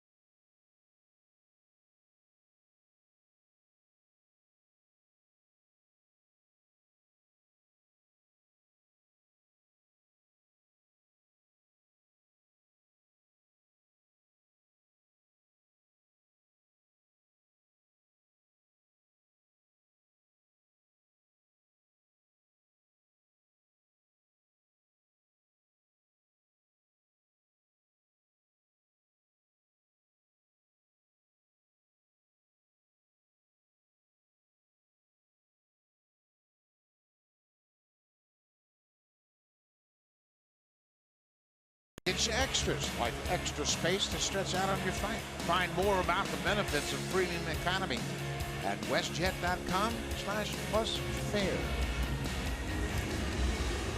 Superman resides just below the WestJet flight deck out there when the Blue Jays are in the field. This is 6'6". Drew Verhagen making his 14th appearance of the season. Former 4th-round draft pick in 2012 by the Tigers out of Vanderbilt. Yeah, he's 6'6". He is also listed at 230 pounds. Big fastball, big curveball, big changeup from Verhagen. Righties have had their way against him this year at 348. He's done a better job this season against left-handers. Tigers bringing Verhagen here to get some strikeouts with some runners on base. All 4 pitches, his fastball average is about 94. Smoke singled to right. Morales had an RBI single to center. Bautista has scored. Still nobody out. It's a 4-2 game. First pitch is down and away for ball 1.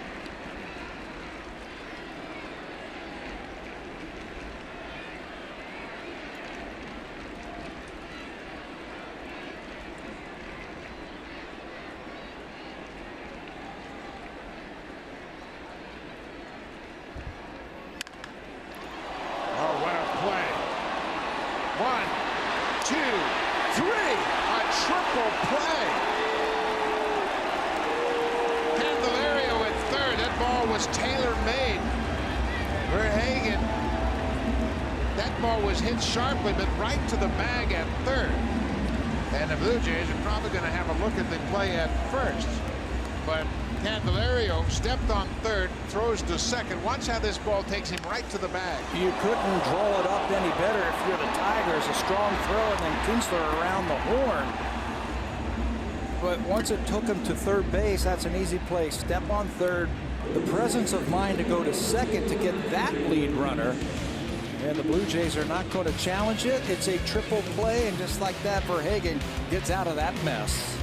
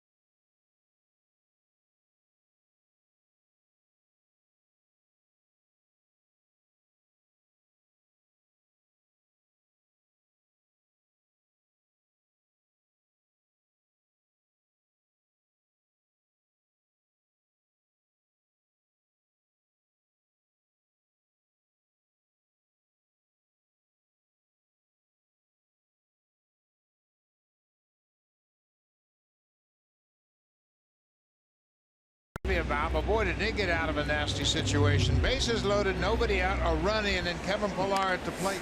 They haven't turned a triple play since 2001. Well, here it is, all the way around the horn. Dug out by Navarro, the first baseman, as Pillar looks like he's got extra bases. Candelario starts a triple play, and he's excited. Ian Kinsler made a heck of a turn at second to get Pillar over at first. Danny Barnes into the ball game as Marcus Stroman goes 6. Stroman leaves trailing 4-2, and it's popped up on the infield. Urania, the shortstop, calls for it, makes the catch. Romine's retired. Danny Barnes last pitched that last day in Baltimore on Sunday. Did not pitch at all in Boston, so he should be really fresh. This is 53 games now for Danny. 58 1/3 innings for Barnes. First half of the season he was outstanding. Since the All-Star break he struggled just a little bit. Fastball, change-up, and he's starting to work his slider in just a little bit more. Danny pitched in 3 of the 4 games in Baltimore, a total of 2 2/3.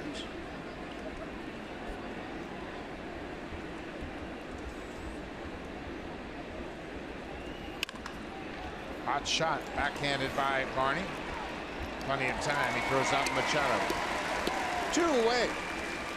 Marcus Stroman retired the first 8 he faced here tonight, and then Dixon Machado, who just grounded out, got the first hit. It was a double. That started a 4-run inning. It's the only problem Stroman had.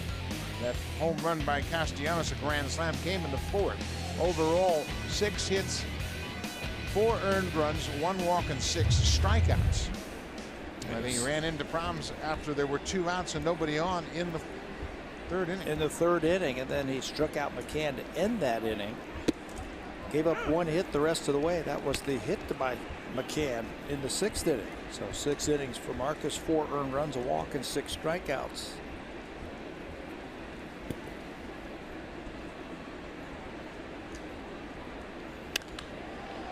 High pop-up. This one over near the seat. Smoke's over, and it's out of play. Smoke got right to that railing, but it was beyond his reach into the seats.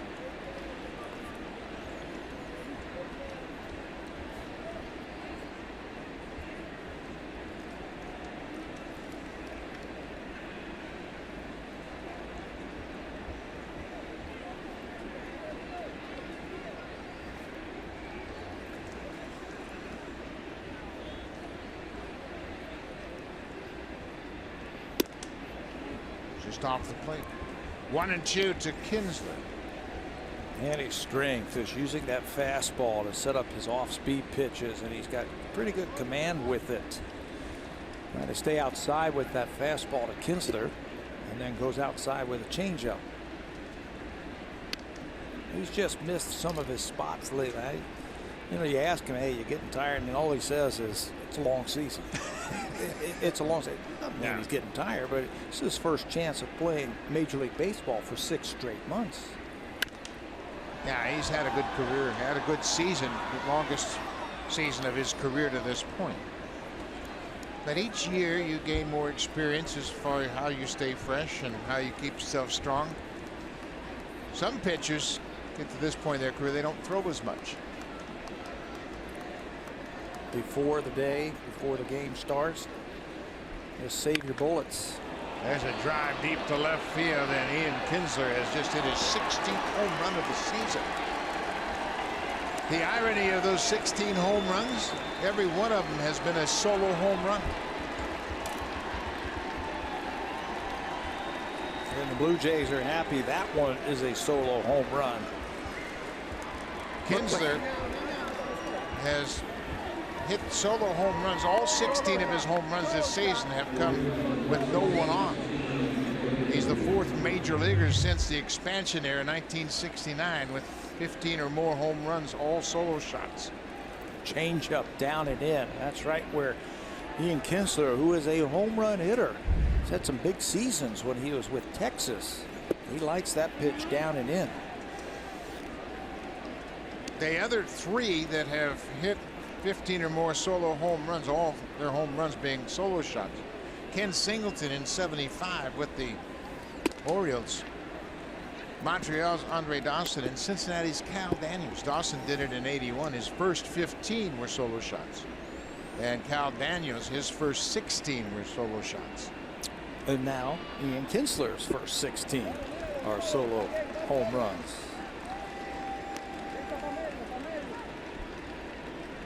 Kinsler's been a good player for a long time. He's got an interesting contract clause. He has a plate appearance clause in his contract. You kick in next year's salary.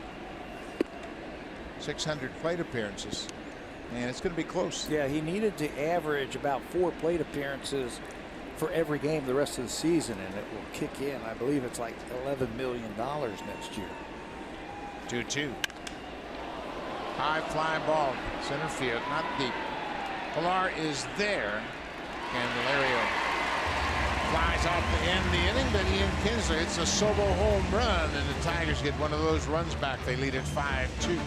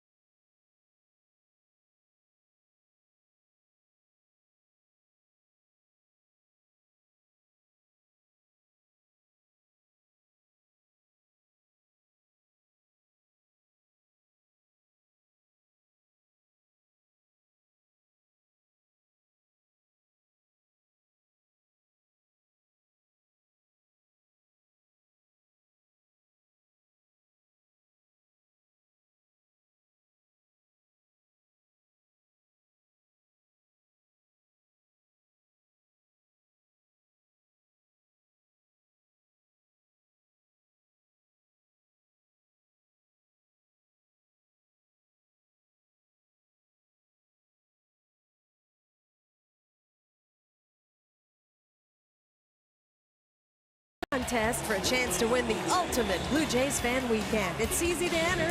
Just head over to bluejays.com/Sonic Contest. Home half of the 7th inning, we go back up to the booth with Buck Martinez and Pat Tabler. Thank you very much, Hazel May. Pretty good crowd on hand here. Friday night crowd, 31,961. And that man, Jeimer Candelario, started the 5-4-3 double play. Kinsler turned it at second. And Navarro was at first to complete the triple play. How the Blue about, Jays, I'm sorry, Buck. They've grounded into 9 triple plays in their franchise history. How about how the last 2 innings have ended for the Blue Jay batters? They had that great pickoff play to end the 5th inning, and then they had a triple play to end the 6th inning. What's in store for inning number 7? They certainly need to get back in it. Oscar Hernandez was picked off second to end the 5th inning with Bautista at the plate. Bautista's had a productive night. He has walked, doubled, and struck out, but reached base on the pass ball and came around to score. 0-2 to Goins. Ripped into right field. Good job by Goins. He hit that 2-strike pitch for a base hit.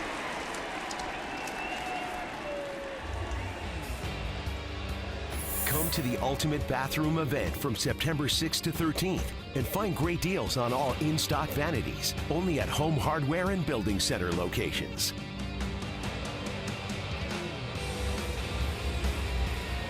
Beautiful shot of downtown Toronto. Just a couple blocks away from the core of the city here at Rogers Center. 5-1, the Tigers have the lead as the Blue Jays bat in the bottom of the 7th. 5-2. Check that. 5-2 is the score. Darwin Barney's gone 0 for 2.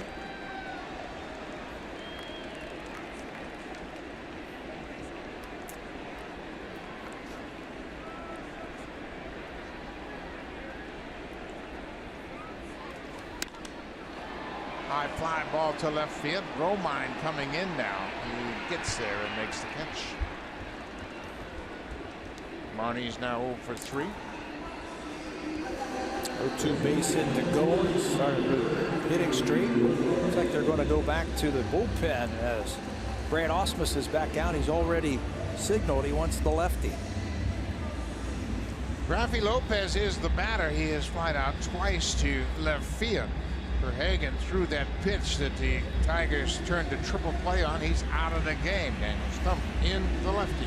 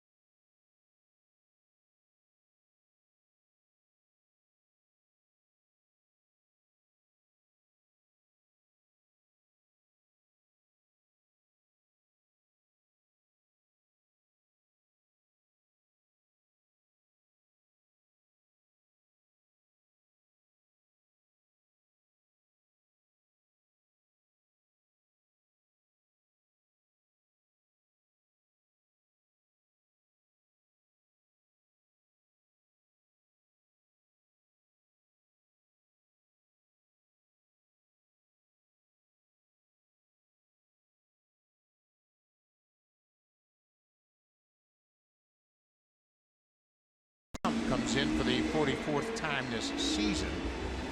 He has pitched around a couple different organizations, and now he's with the Tigers. You know, you've heard of the Rule 5 draft. We've talked about that. Well, this is a 2-time Rule 5 draft. This season he was chosen by the Tigers from the Royals. Did not make the team out of spring training. Had an option to be a free agent. He re-signed with the Tigers. He's been in 43 games. He's got a pretty decent earned run average.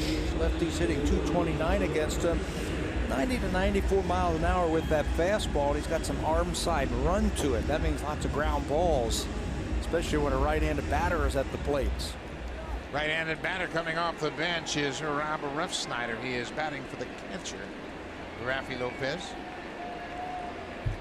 Lopez 0 for 2. Now Refsnyder batting with 1 out. Well off the plate inside. Refsnyder 0 for 5 this season as a pinch hitter, batting 171 for the season.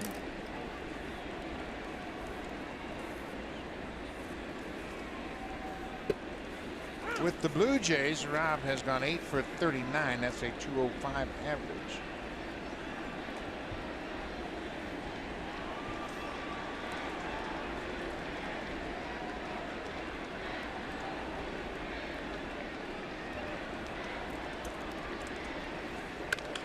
Ground ball.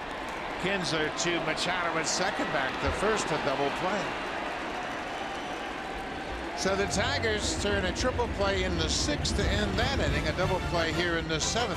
Stump comes out of the pen and gets the pinch hitter.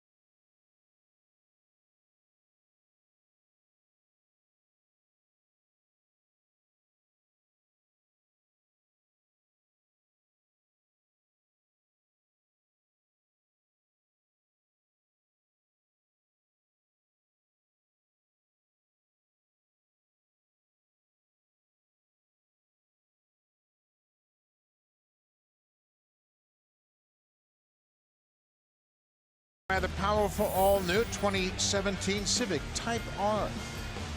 Third inning started very quietly for the Tigers. They got the first two batters out, then double, single, walk, up step Nick Castellanos against Marcus Stroman, and he delivers the grand slam. His first grand slam this season. That's how all 4 runs scored with one swing of the bat from Castellanos. They scored 4 runs in that inning with 4 hits. That's tonight's drive of the game. Castellanos has had a big season. Tom Kohler takes over after Danny Barnes pitched the 7th. Barnes gave up a run, a solo home run to Ian Kinsler. Now over to Tom Kohler here in the 8th. Tom last pitched in that 19-inning marathon the other day in Boston. He pitched the 10th inning, gave up a hit, and that was it against the Red Sox. Looks like the transition into the bullpen looks pretty solid. Luke Maile takes over defensively behind the plate as Rafi Lopez, the starter, was lifted in favor of the pinch hitter. Kohler pitched 3 times on this past road trip, total of 3 innings, and gave up 5 hits but no runs. There's that curveball. He's got a good curveball. And we asked him about his transition. He said, I think I'm going to like it. I like the fact that they've given me some significant innings. He's pitched in the 7th and 8th inning. And now he's trying to keep it right where we're at 5-2. That kind of stuff that he has in that right arm can really play towards the back end of the bullpen. He has a slider, he has a curveball, and he's got a pretty decent fastball. And if he's going to be pitching in those big innings, he's got a chance to pitch into 60, 70, 75 games. If that's where they decide to keep him.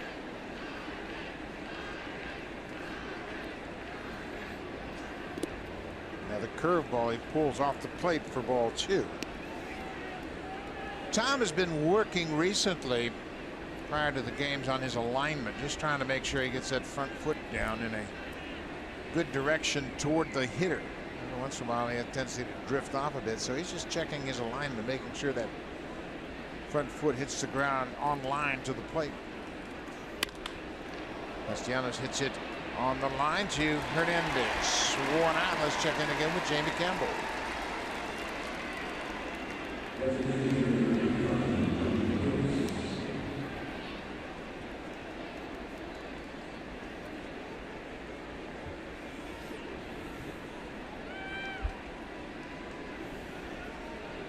That's great news. Congratulations to them. We want to wish them good luck in that bronze game. This is John Hicks. He's 1 for 3 so far. Let's back that first pitch. The Cleveland Indians still haven't given up a run. They're in the bottom of the 7th. That's 35 straight innings of scoreless baseball at home for the Cleveland Indians. Looking to win their 16th straight.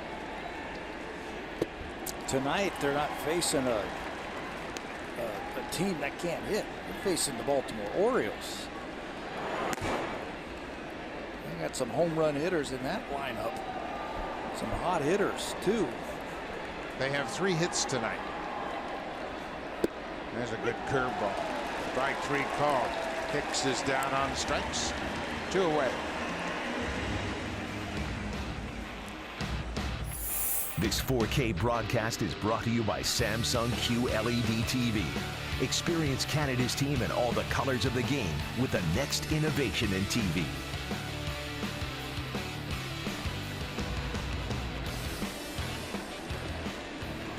Detroit has a 5-2 lead. Mikey Matuk, the center fielder, is 1 for 3. And one of the 5 hits the Tigers had in the 3rd inning when they scored 4 of their 5 runs. Off the plate. Mentioned the Orioles being shut out 4-0. They have allowed just 3 hits to the Orioles. Mike Clevenger, the big right-hander, having a good outing. No runs on 3 hits, 3 walks, and 7 strikeouts. And the Indians are trying to become the 3rd team to win 16 in a row. 2002 A's won 20 in a row. The 77 Royals won 16 in a row. And the Indians trying to match that number tonight. You were on that 77 team, weren't you? Yeah. It was a late season surge. I think the ball club from August to the end of the season was something like 46 and 16. Yes. 30 games over 500. It was crazy. 2 balls and a strike. Popped back out of play. The Indians have really come together. It's the longest win streak, 15-gamer, the longest win streak in the majors in 15 years. That was the A's in 2002. They won 20 straight. That's the American League record.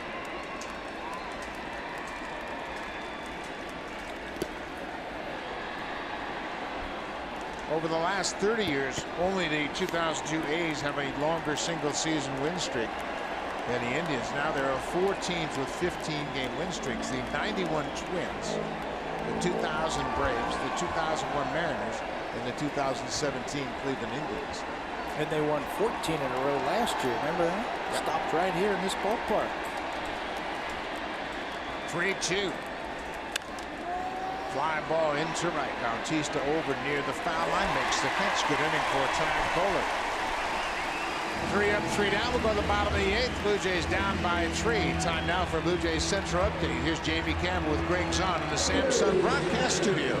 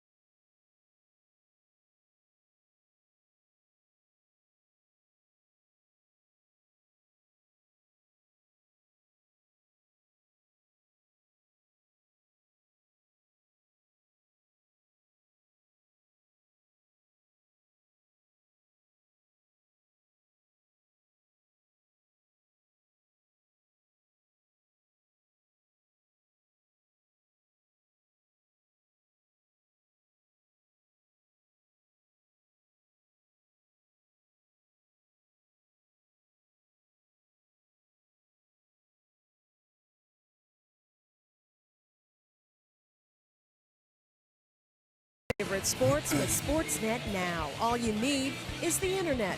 Live stream every Blue Jays game, MLB matchups, plus get your news 24/7 with Sportsnet Central. To sign up and get 7 days free, visit snnow.ca. Bottom of the 8th inning. New pitcher is Alex Wilson, the right-hander. He's coming out of the pen to start the 8th inning. Daniel Stump faced one batter and got the double play to end the 7th. Here's Alex Wilson's numbers: 2 and 4, 356 earned run average. A little sinking fastball, likes to establish into the righties. He has been the setup man. A couple other defensive changes for the Tigers as we head to the 8th inning. Jacoby Jones comes off the bench to take over defensively in center field, and Mikey Matuk, the starting center fielder, moves to right. Nicholas Castellanos out of the ball game.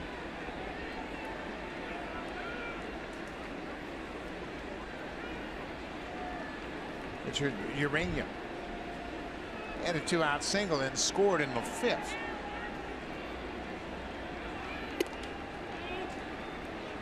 Upstairs, 2-0.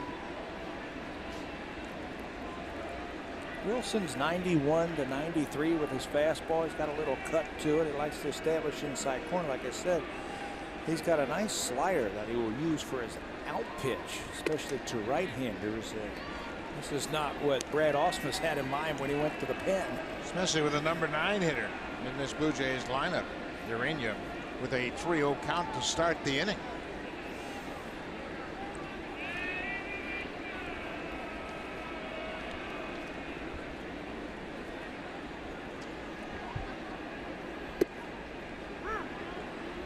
Three and one now. Oscar Hernandez is on deck, and then Bautista. He's pitched in 60 games, 55 innings. He's had 15 walks all season long. Full count now.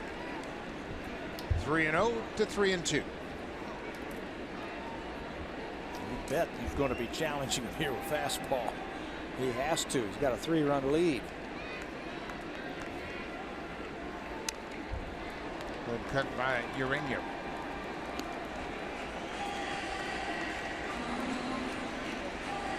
Greg Zahn talk about the play Urania made earlier in the game when he made a ill-advised throw deep in the hole at shortstop. Had no chance to get the runner at first, and it allowed the base runner Hicks to go first to third. Those are the things that he will iron out, and I'm sure the coaching staff will bring it to his attention. That ball is drilled to left field. Get up, Mo! Get up, and gone! Pitch hit Urania, his first big league home run into the bullpen in left. Chris Rowley's got it. He knows what to do with it. Hold on to that bad boy for his buddy. First major league home run. Told you this guy's got some pop in that bat, and he goes opposite field for his first big league homer. Been quite a week for all these young players. This is Urania's first look at Rogers Center, and he is 2 for 3 with his first big league home run. Everybody's sharing in the joy of that. Hernandez bunts through it for strike 1. Yeah, he knows that he's going to get a fastball. It's 5-2. He fell behind 3-0. The pitcher got back to 3-2. He has to challenge him with a fastball, and he was waiting for it. Urania hit 5 home runs all season in Double-A. Hernandez goes after that high pitch. It's a 1-2. What a nice night for Urania. He has made it a 2-run game.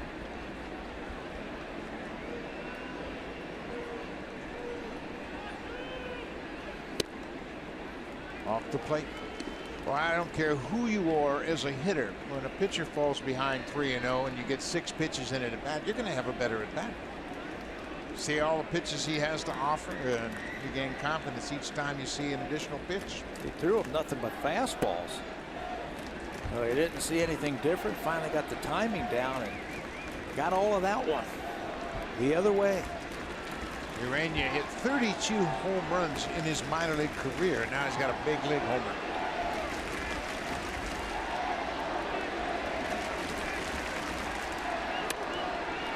Check swing. He covers that outside pitch. Another look at that home run by Urania. Well, when you know a fastball's coming, and that's a 2-seam fastball that doesn't move, stays right on it. His base hit earlier today went to the other field.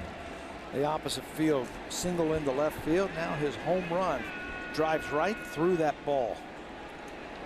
That's how the barrel goes right through the baseball.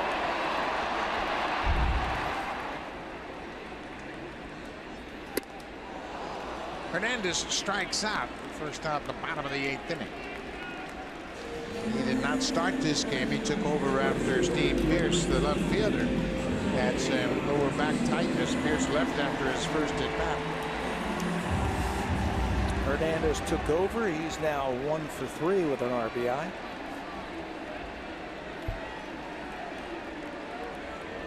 Jose Bautista has been on base 3 times tonight. He walked in the first, doubled in the third, and struck out in the 6th, but reached on the pass ball by the catcher McCann. He came around to score in the 6th inning.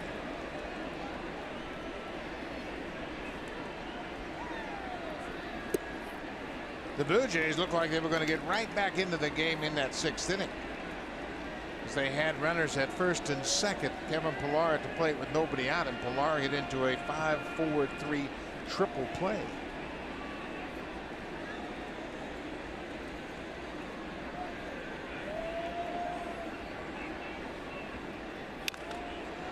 Bautista pulls it foul.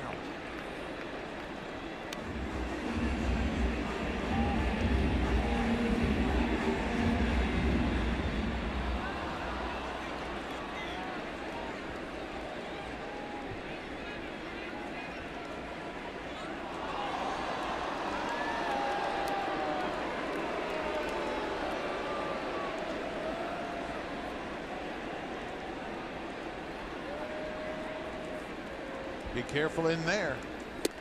And they missed all the way across the plate. McCann tried to sell it to the umpire. Shane Green, who's been closing lately, has done a pretty good job closing things up for the Tigers. Of course, they haven't had a whole lot of save opportunities lately.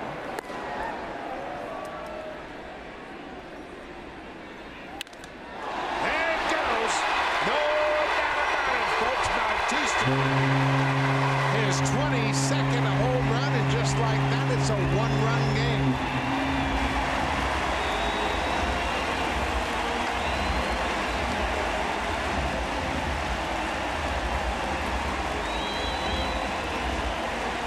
A little wrinkle slider, 3-1, and that allowed Jose to recognize it. We said that earlier, how he looks like he is recognizing the pitches tonight. Been on base now all 4 times. Wrinkle slider right over the middle of the plate. Home run number 22. Didn't take long to get out of here. Bautista's 10th career home run against the Tigers. This is his 49th game against Detroit. This guy can do it too. That's a high hopper. Left field line. Romine in fair territory, catches it, and Smokes retired. You know, Buck, the 2-1 pitch to Bautista was a fastball. The catcher had set up on the inside, and then he has to reach back out over the plate. But look at that. It's right over the plate. Instead of 2-2, it's 3-1. So he's got to come in and give him something fat to hit, and Jose crushes this one to left field, making it a 1-run ball game. 146th home run he's hit here at Rogers Center. A couple of home run hitters sitting next to each other. Breaking ball. Urania has 1. Bautista has 22 this season. He's got one of the highest on-base plus slugging averages of all time versus the Tigers. And he shows you why with that home run. Off the plate outside. Bautista with 330 career home runs. Richard Urania, number 1. So now Urania can sit and talk home runs with Bautista. Yeah, because he's got one. He's in the book. Right back to the mound as Wilson gets out of it, but the Blue Jays get 2 home runs in the inning. Richard Urania leading off the inning. It's his first big league home run, a shot to left field. And then Jose Bautista, an hour later, he goes deep to left. The Blue Jays trail by a run 5-4 as we go to the 9th.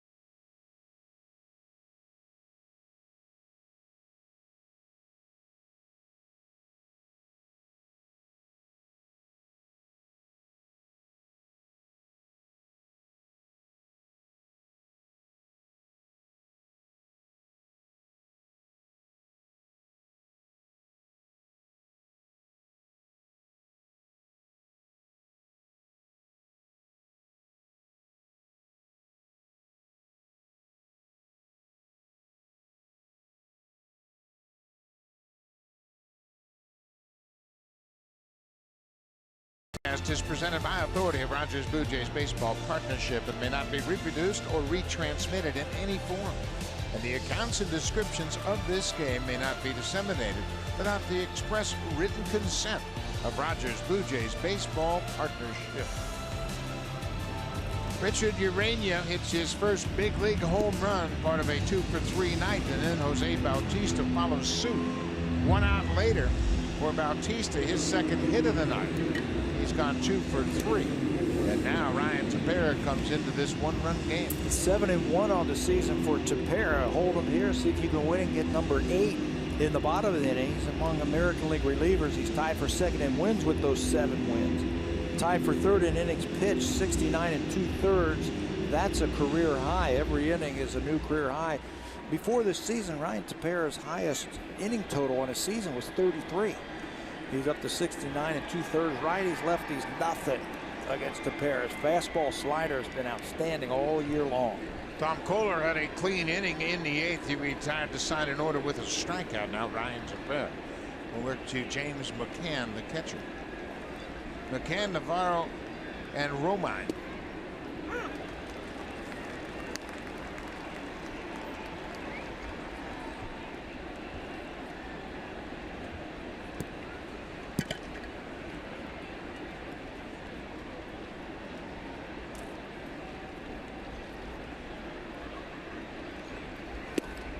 Strike 2. Another good fastball. Tepera has maintained his velocity right on through all 6 months of this season. And it's free and easy type of fastball command. He's got a nice smooth delivery, and all of a sudden, man, the ball shoots out of his arm and it's on you. Wicked slider. He makes quick work of James McCann. He has struck out 3 times tonight.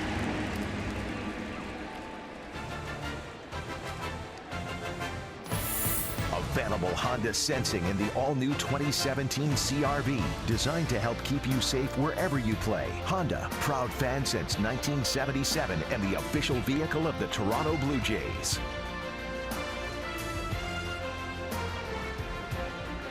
Ryan Tepera strikes out the first man he faces here in the top of the 9th.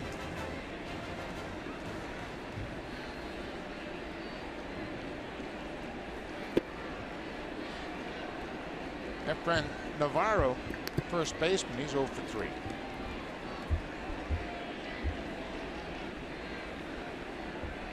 Right now, the difference in this game is the Ian Kinsler solo home run in the 7th. Hit that off Danny Barnes.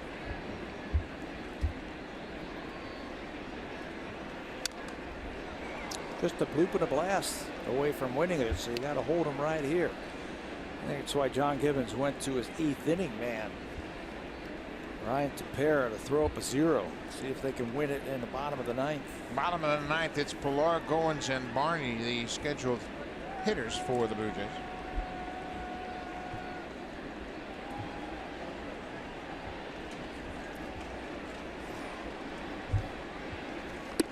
Upstairs. 2 balls and a strike.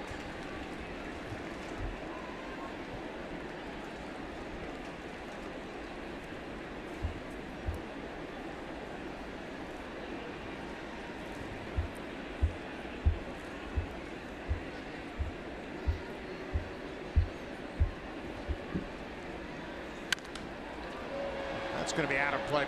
In case you're just joining us, Josh Donaldson did not start this game. He has been under the weather. He did not start. He was in the original lineup, and then they scratched him as he couldn't go. Several of the Blue Jays over the last 3 weeks have had that fever and kind of a flu-like illness. So Barney got the start at third base.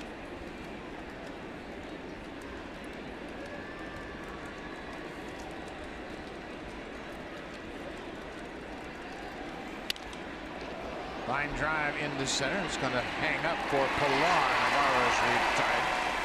He's 0 for 4. Ryan Tepera threw an inning and 2/3 in Boston the second day that they were in there. Check that, the first day that they were in there. So he did not pitch in that marathon, that 19-inning game. That's the last time Ryan pitched was on the 4th. So he is fresh. That fastball's got some pop to it tonight. perfect night for pitchers. It is cool. It was 14 degrees at the start of this ball game. Andrew Romine, the left fielder.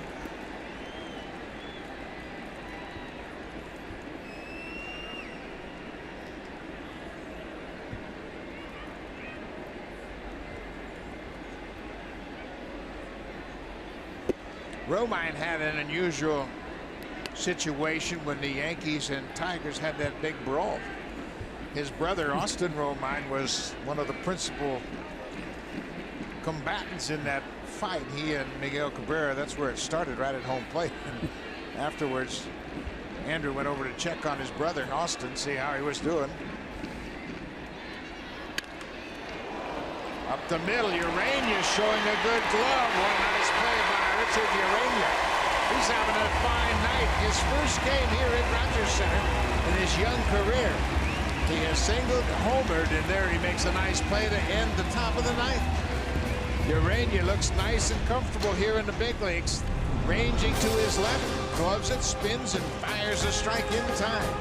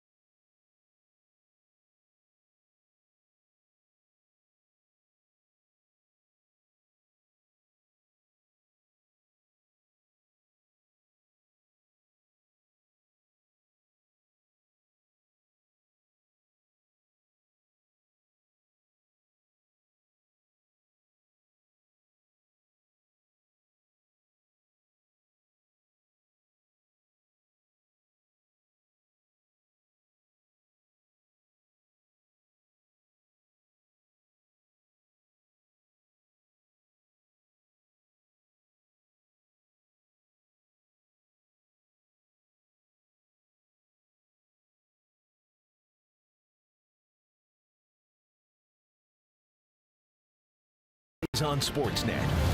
Presented by the all-new Honda VersaTach. Meet our ultimate yard work companion with up to 7 interchangeable attachments.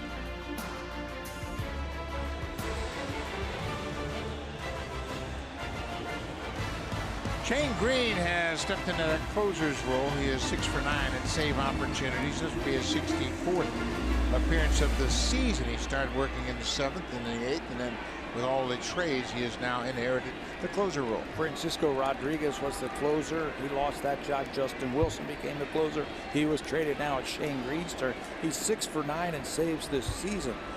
He's got a good fastball and a good breaking ball. He was named the Tigers Pitcher of the Month for July. He didn't give up an earned run in the month of July. Now he's taken over that closer's role. Last pitched 3 days ago. Kevin Pillar hits it hard, but right to the shortstop. Machado, one away. So Ryan Goins will come to the plate. Machado's had a good night looking at the plate and in the field. He got things started for Detroit with a 2-out double in the 3rd. That was the first hit surrendered by Marcus Stroman after he retired the first 8 to start the game. Well, the Blue Jays got some left-handed bats on the bench now that September has rolled around. So if somebody can get on, they've got some thunder on that bench to possibly win it for them.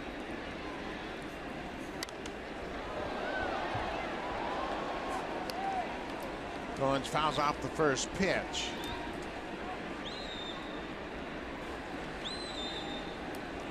It's been an interesting ball game. Nick Castellanos hit the grand slam. You see Michael Saunders has grabbed the bat. He's moved out on deck. He will bat for Darwin Barney. Castellanos hit a grand slam in the 3rd. Ian Kinsler hit a solo shot in the 7th. The Blue Jays had a runner picked off at second base in the 5th to end that inning. A triple play ended the 6th, and a double play ended the 7th. A lot going on.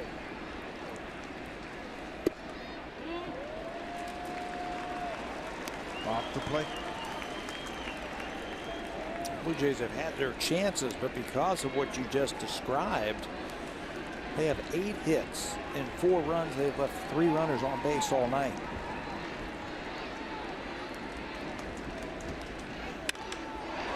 Line to Machado, hit hard but right at the shortstop. Now for a preview of what's coming up next on Sportsnet Central. Here's Carly Agro and Ken Reed.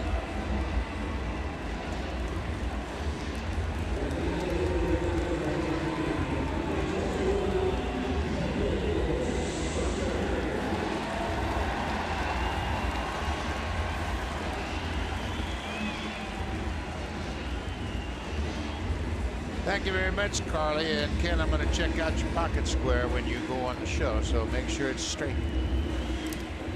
2 outs.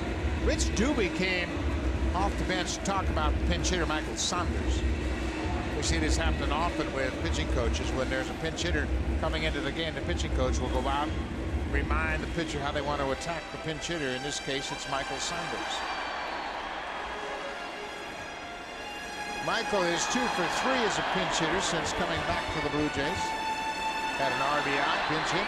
Had that in Baltimore. Gave the Blue Jays a lead in that ball game. His job is to get on base for the next pinch hitter who can hit a home run. You know, Miguel Montero's picked up a bat.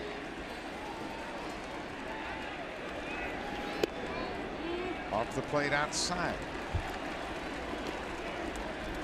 There's Miggy. Montero will bat for Mealy if Saunders can reach base.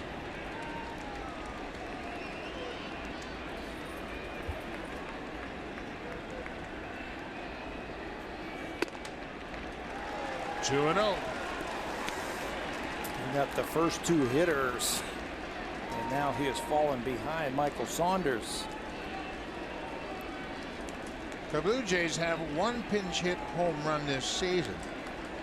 Ezequiel Carrera had a pinch hit home run. He's been the most productive pinch hitter the Blue Jays have had this year.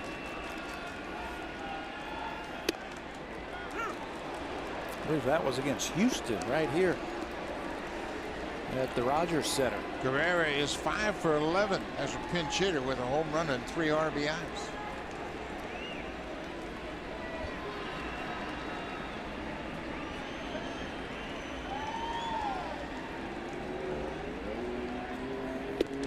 Breaking ball outside. You can see Green hitting his leg as he didn't finish off that pitch, telling himself to stay back just a little bit longer.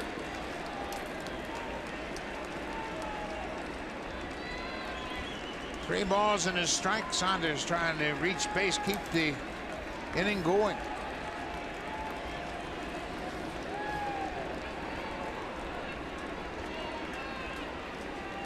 Rally caps out.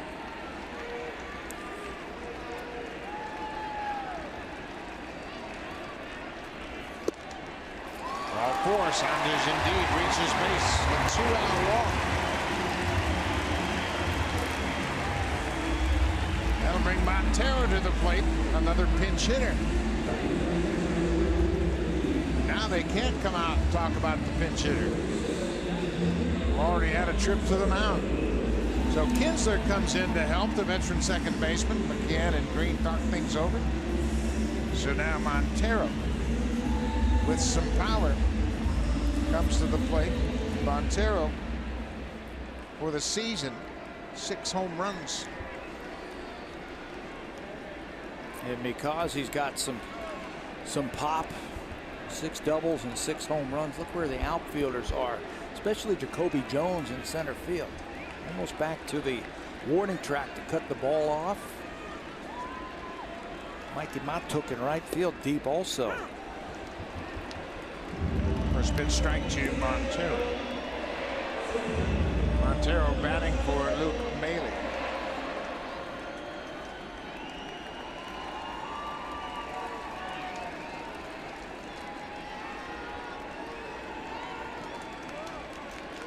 Montero as a pinch hitter with the Blue Jays, 0 for 2.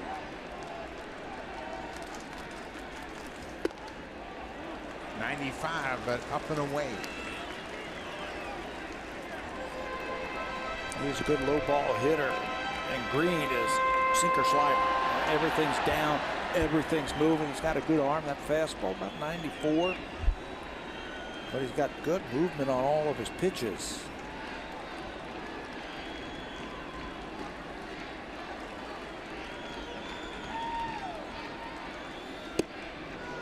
Drops that breaking ball in for a strike. It's strike 2, 1-2 now.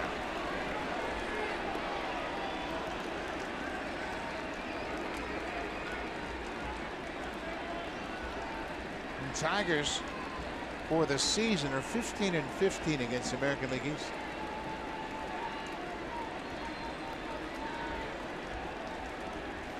Grant Osmus in his 4th season. Upstairs, 2-2. That fastball just staying away. He's a little bit late in his delivery. Yeah, he's opening up. That arm's dragging just a little bit. He's trying to sink the ball onto the outside corner to those left-handers, but he can't find it just yet. We might see him go back to that sharp breaking ball that he got with strike 2. Tigers just 6-14 over their last 20 games. Trying to win game 1 of this 3-game series. And they do. Green strikes out Montero, the pinch hitter, and the Blue Jays strand a runner in the 9th.